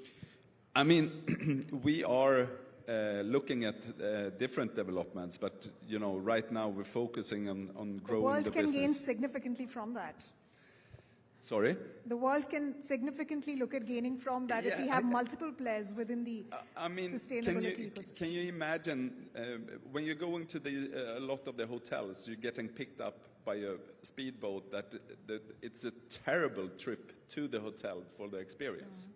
Imagine if your trip could start at the dock and it's all quiet, but you have the wind in your hair. It's like sailing without wind. And that is what we're selling. Okay. Now, Conrad, I have to talk about one of the things that you have mentioned about building your company. You said in one of the interviews that you had to sleep in your car after your company went to the wall, and that being in love with your business is a peril. Why? No, but this is in 2004, and I was working with lifestyle and fashion and snowboards and stuff. And I was in love with the business, and that business went bankrupt. So I woke up one day in my car with my dog, and basically everyone else left. And after that, I realized that I can work with passion, but it's business every day. And this was one part why I sold my part of Marshall at a certain time as well. Even if I architected the deal that Sound Industries bought Marshall and I created $900 million in 24 months, it's a different story. But everything is not about money. It's important that you also work for a better future that we all can be proud to give to our children and the next generations. That's a fantastic way to think, Marshall. And the reason why I was asking you that question is because one really needs to give their everything to be able to build something of value. On that note, thank you very much for sharing your insights on how you're building these very diverse set of businesses with sustainability at the core. Ladies and gentlemen, thank you very much. Conrad, thank you so much. Pleasure having you here.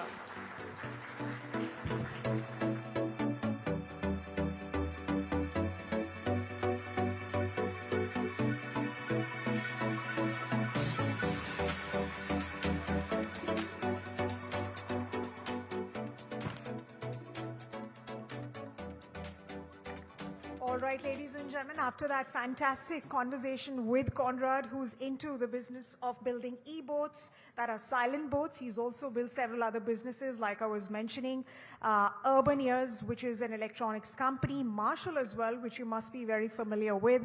It's time to move on to our next session. But before that, let me make an announcement here that you can scan the QR codes right in front of the screens. In fact, you can scan this QR code to access all the pictures from this main hall. The images will be at your fingertips. In fact, that's thanks to our AI photo partner, Filter Pixel. You can share them on your social media using the hashtag ScriptingATomorrow and hashtag GBS2025. All right then, it's time to move on to the next session of the day, and we're going to be focusing on entertainment. Well, the entertainment industry is witnessing a digital and AI-driven revolution. How do content creators and businesses maintain authenticity in this landscape that's ever-changing? Well, to discuss that and more, I'm now joined by William King Visionaries, comedian and AI storyteller. He's a digital architect as well, a futurist, a cultural innovator, and a Hollywood filmmaker. And joining him will be Gina Dirawi, Swedish television presenter, singer, songwriter. She's also an author, comedian, radio personality, and an actress. And also as part of the panel is Stefano Falaha, the CEO of Podio UAE. That session will be moderated by our very own Vikram Oza, who's a consulting editor at ET Now. So let's give them a huge round of applause, Vikram.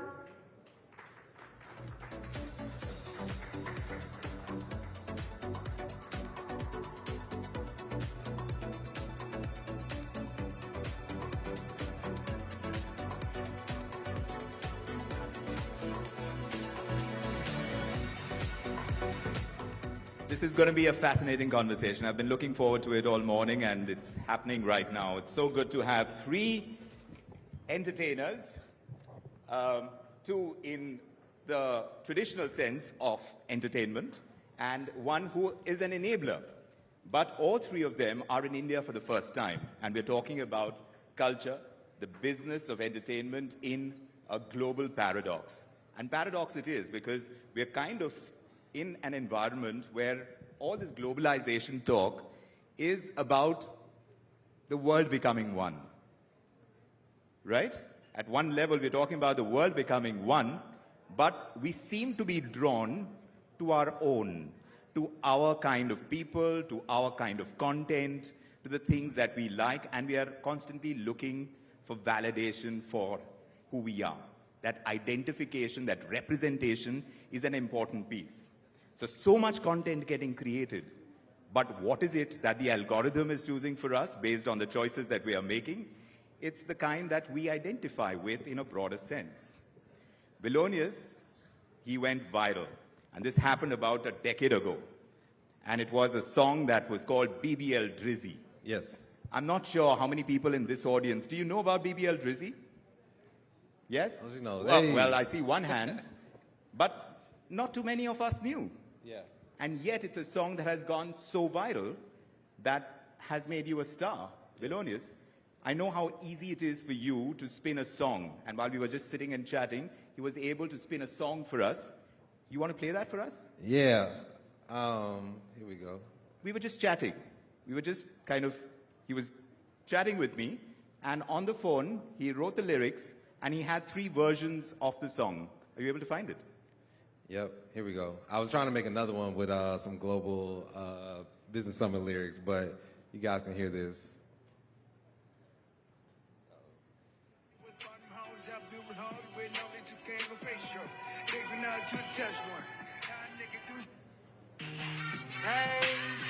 The second version. Yeah, so it took about 30 seconds to make using AI, and I was able to make that song in the backstage. I'm fascinated by how simple this entire process is. To create content is easy.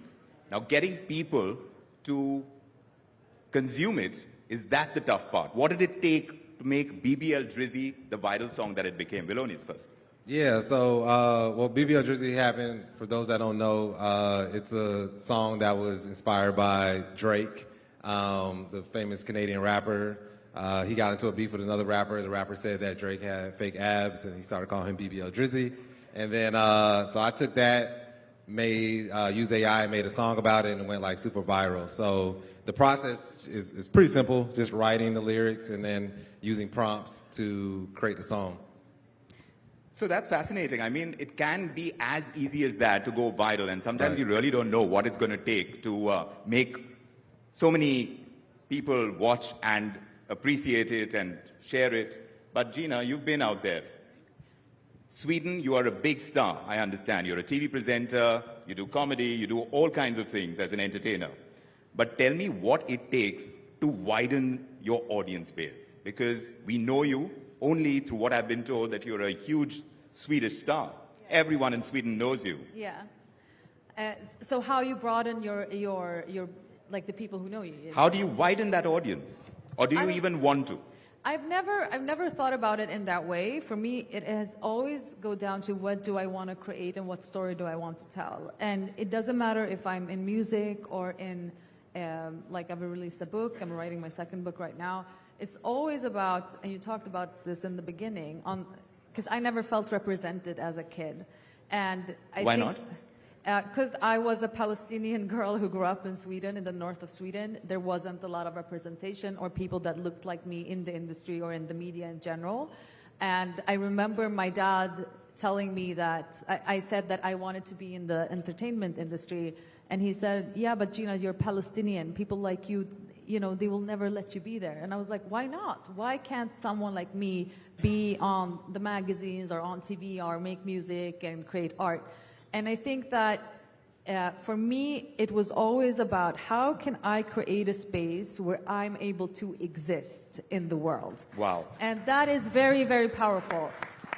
And I think a lot of people today, there's so much focus on going viral, and I think that is one thing. But if you are truly an artist or you're creating from another space of wanting to exist, that is it comes from another part. It's almost, it's a spiritual thing, I think. So that's a primal need. Yeah, for me, that is the prime thing. Like, how can I create stuff that I feel is aligned with who I am and how I want to be in the world? Because I want to be a full human being. How can I create the space where that is allowed? Stefano, you're in the business of giving people like her a voice. People who feel underrepresented, unrepresented. You have a platform for podcasts. And this is essentially for the MENA region. It's still restricted because there is a certain cultural similarity in the Middle East, North African region.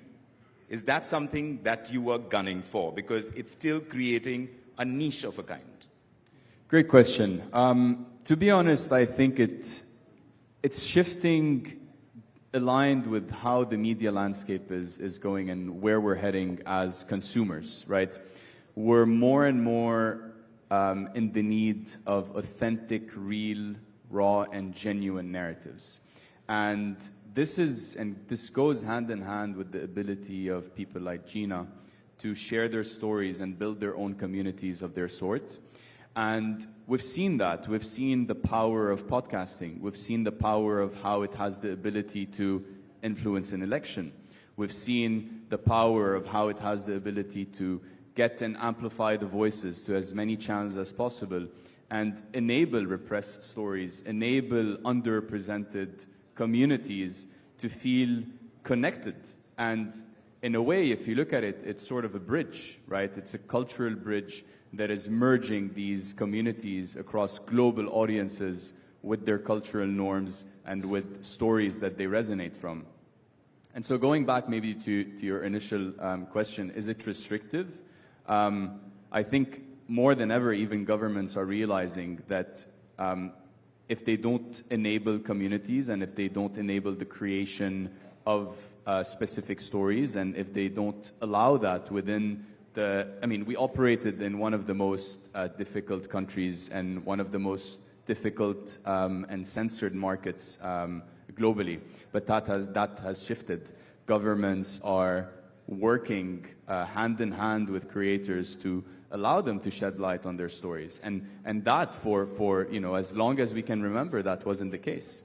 Because I think they realize that if they don't do that, the world is heading there regardless, and they need to be forward thinkers with the world and with where the landscape is heading. Is that really happening according to Visionaries? Because a lot of people will say that in America, a lot of people are very insular in that sense, because it's such a large country.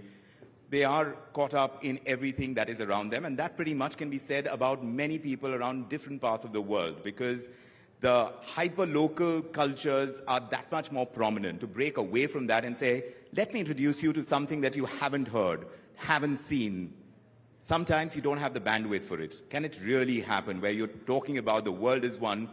Is that something that we are even gunning for? Like Stefano is saying, it's what governments want and they see the world going towards. But is the world really going towards it?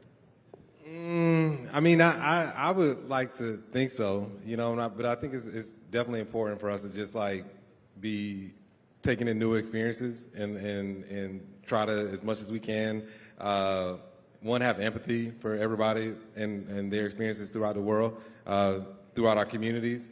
But I would just hope that as we were saying backstage, I'm a glass half full type of dude. So, life is definitely full. It's yin and yang. So there's going to be good and bad. You can't really have, one without the other. But, I definitely, I think that amidst all the things that are happening in the world, I think that we're going to see positive things come out of it. So you're seeing good people creating good content.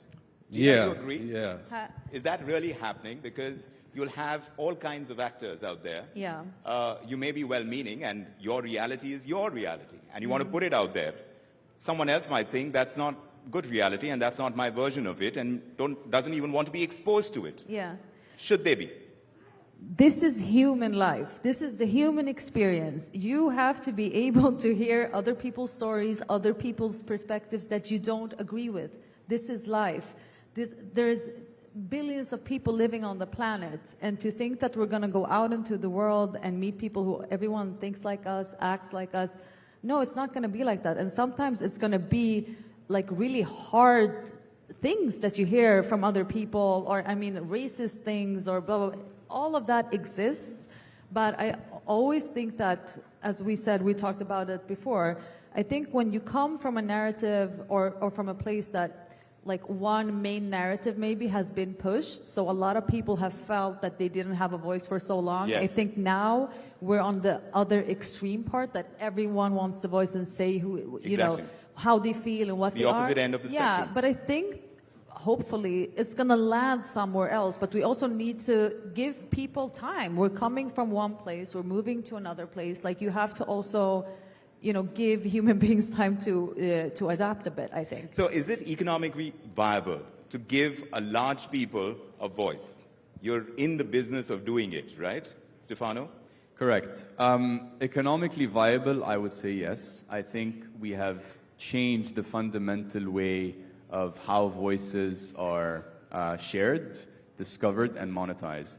And this trifecta is effectively what's driving the economic growth of new media, right? And I know that also the Times is into podcasting, and that is because this organization is very forward-thinking in where the head is and where this is heading. And so it is economically viable. If you compare that effectively to any other medium, advertising on podcasts can affect an election, and so why can it affect the fact that the brand has something to convert and their communities to convert? And I also second what Gina said. It's important to give a full 360 view of what happens. Right. The discernment is no longer happening at the source, it's happening on the audience level. And this, like you said, is probably on the extreme side of things, but then eventually it will balance out. And eventually, like any other industry, we find the balance, and this will come. But, Visionaries, about the traditional ways of creativity. Now, many will argue that technology is kind of queering the pitch, as it were, because it's becoming so easy to generate a song of this kind and for it to become viral. So the traditionalists are going to challenge this model of yours. And there are people here in India as well generating this kind of content. So that debate, how do we find direction to? Man, you know, I just feel that, like, people have to adapt. Like, I think that traditional people that like to make art a certain way, that'll still exist. Like, it's like, I liken it with like a handcrafted shoe.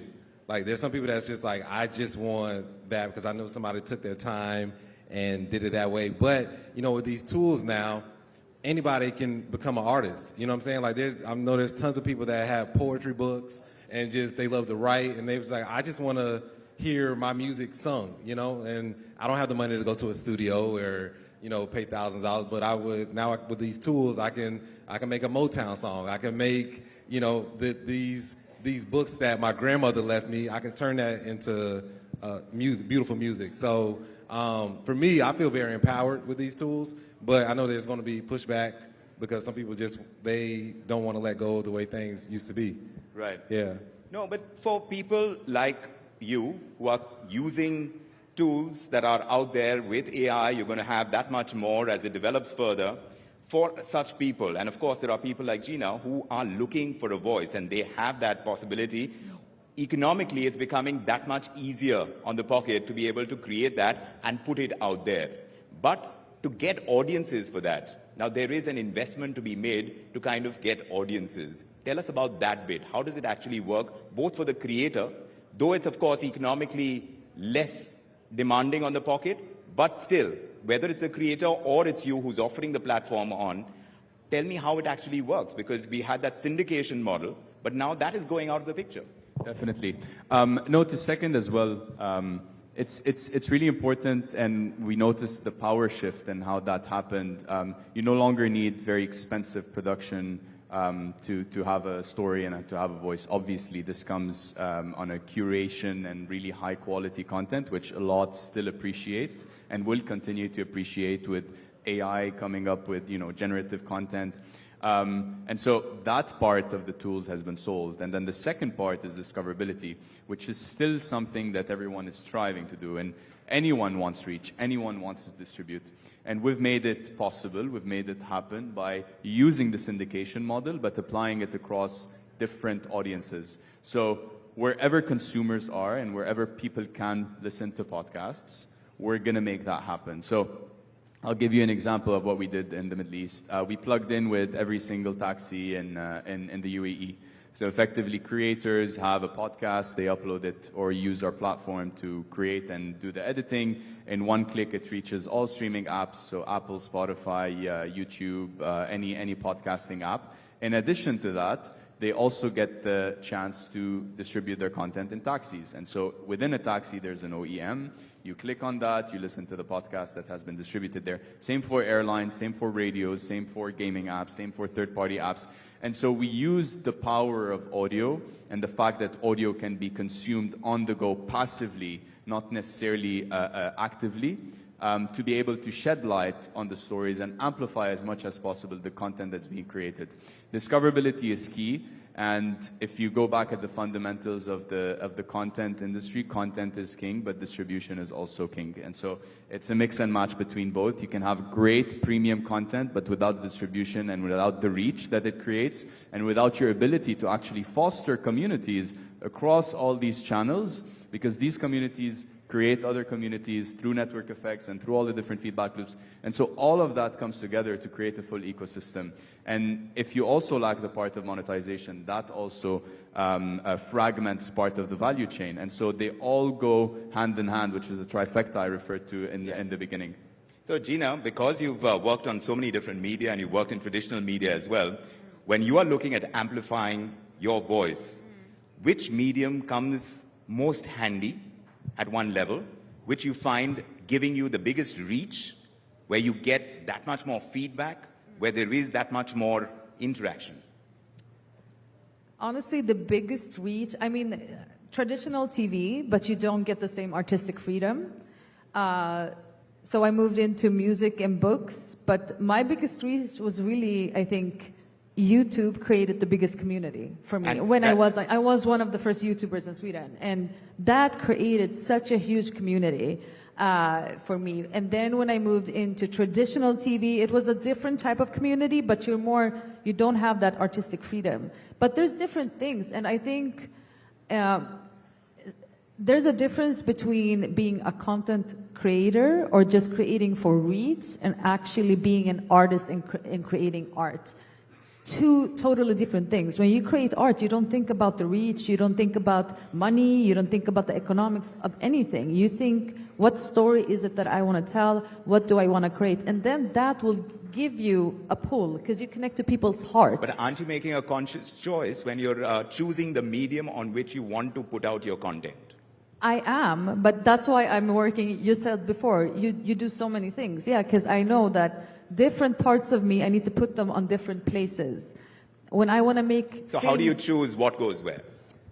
I mean, for me, if I want to make mystical film music, yeah, I go into music. I go by intuition, to be honest. Intuition. I always go by intuition. Vilonius, would you agree that's all about intuition? Or is there a logical kind of decision made on the basis of reality? I know that this video did so well, or this song did so well on this particular platform, and it got me that much reach. You need to be truthful about this. Yeah, there's definitely like an art and science to it, but to Gina's point, like I just looked at myself as an artist that was making art.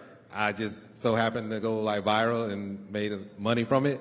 But, you know, you do it for the art of it, you know, and like, but every platform has a specific way that you want to create content. Like if you're making content for TikTok, it's way different than the content you make for YouTube or even Instagram, you know, even though, you know, they seem very similar. So like understanding how these platforms work, how people like to engage with you on the platform is, I think, very critical in making sure that your content reaches a lot of people. Yeah. That's always the big idea, Stefano. And I want you to wrap it up by telling us whether these communities that we are creating, and there are quite a few out there now on social media, it's all about creation of communities, but communities are also about identifying with a certain thought, concept, theory, and that's pulling people together. So are we replacing traditional communities with social media communities and not really creating the world as one? What do you think? I think they're effectively reinforcing themselves. And to everyone's point, our role and our mission is to make sure that creators only focus on the content and getting the best stories possible out there, and we will make sure that this is being reached and this is being monetized as much as possible, and this is reaching their communities. And so, back to your point, they are feeding into each other. I think there are some blurred lines, definitely, but at the end of the day, they're network effects. And the more you relate to a specific topic offline, the more you will be part of an online community and vice versa. So among the biggest trends, and just to kind of give us a little deeper understanding of what works and what doesn't, because that's always the question when it comes to content. Be authentic. Authentic. And we hear a lot of that. We hear it so much that we've forgotten what it means. What does it mean to be authentic, Gina? Dig deep in yourself and dig deep and see, what story do I want to tell? What is important to me? What do I love? What am I naturally drawn to? And I think that will resonate with people. Go inside. Don't look outside. Go inside. Well, that's yeah, really, do it. It Don't do it for the sounds likes. fascinating, and that's exactly what Vilonius was telling me offline as well. But we've had an instance where a popular YouTuber, he's got into trouble because perhaps, and you could argue, that he went outside his accepted kind of image in the mind of his audience. And he was on a stand-up comedy show, where he believes that he was making an error of judgment, but people thought he really crossed the line. Does that happen a lot, Stefano? To be honest, we haven't seen that happen in the region because people have linked their voice with their identity, and in a way, it's also an art more than a science, right? There's no real answer to it. It's more of learning from what the community wants and really being adaptive to the trends. We've seen stories come out, and we've seen a lot of different communities being shaped around these stories. So there is no right answer. Yes. There is no right and wrong. It's all about adapting to this new medium, because everyone is adapting. New media is adapting, traditional media is adapting, and everyone's shaping that new form in a way or another. And so I think the healthy communities coming and opposing each other is a healthy trend that we're seeing that is going to help where the media landscape is heading to. So these are the conversations we want to see a lot more of, and perhaps this is the kind of scenario that we live in, where more and more of these interactions and open interactions are happening. At one level, Gina says that you need to kind of be authentic, be yourself, but sometimes you are in the business of traction. You want to be able to put your voice out there because you're seeking that much more for yourself in terms of fame or whatever else. And there's nothing wrong with that either. It's just that technology is making that possible. And I think it's different things. If you are a seeker of attention, then you can look at it and you can make a plan on how to reach attention. But if you want to actually make an impact and reach, and you do that not by being strategical, you reach people's hearts. And that is something you can't buy, you can't plan, either you have it or you don't. I'm sorry. That's fascinating. Thank you. This has been a most fascinating discussion. Unfortunately, we're out of time, but we'd love to carry on these conversations, and they will be available outside as well. Do interact, do keep these conversations going, because that's what the idea is, isn't it? Wherever, whatever platform, and this is a great platform to have it on. Thank you to all three of you. Thank you for joining us.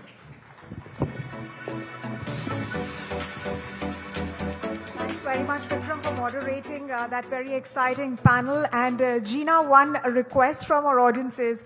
You said and you suggested that artists should always remain authentic and should do what's closest to their hearts. And if I may put forth a request that's coming from one of our attendees, if you could sing a line or two that's close to your heart, that would be the perfect close to the summit.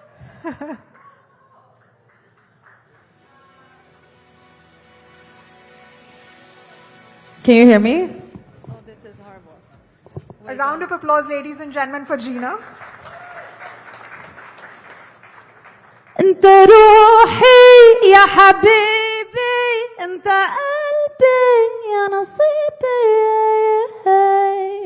يا نصيبي. Thank you.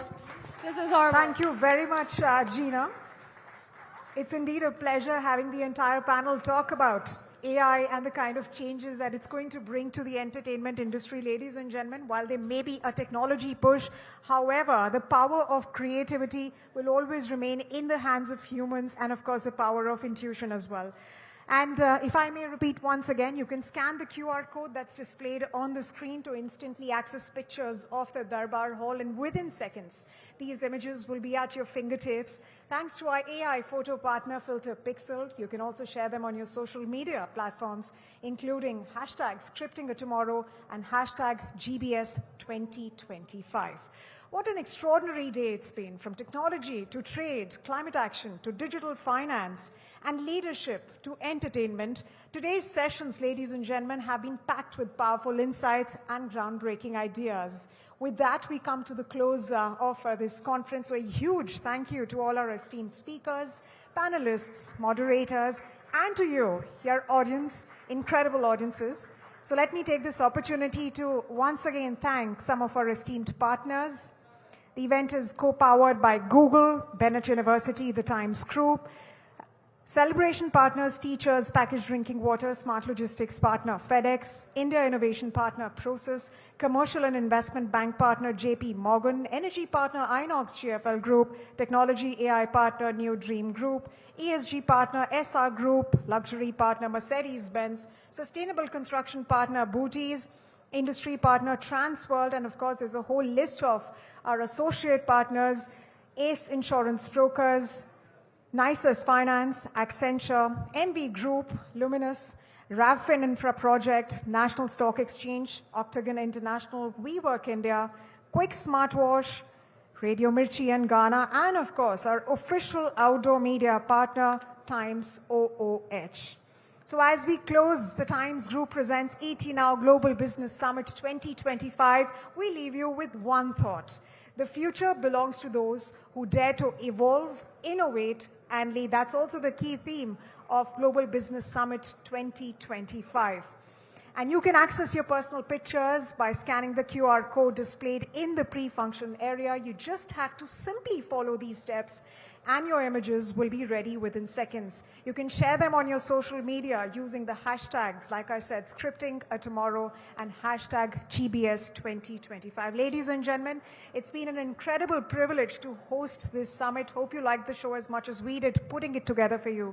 From me and the entire Times Group, thank you very much for tuning in and for being with us here.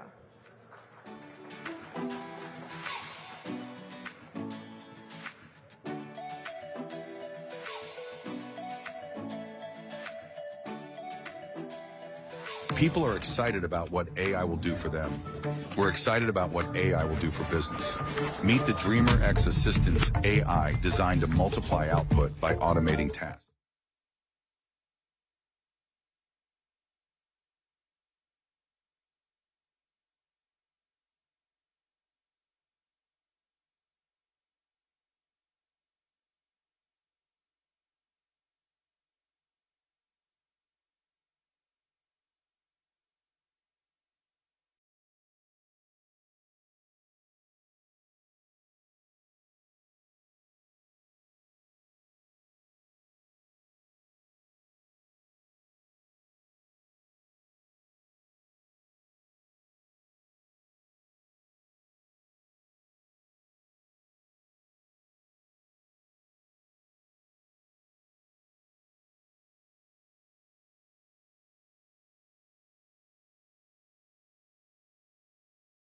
Of progress, but the depth of understanding.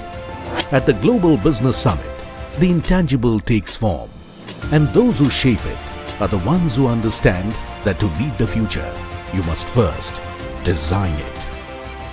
पिछले 3-4 वर्षों में भारत ने अपने साथ ही पूरी दुनिया की economic growth को मजबूती दी। Global Business Summit, scripting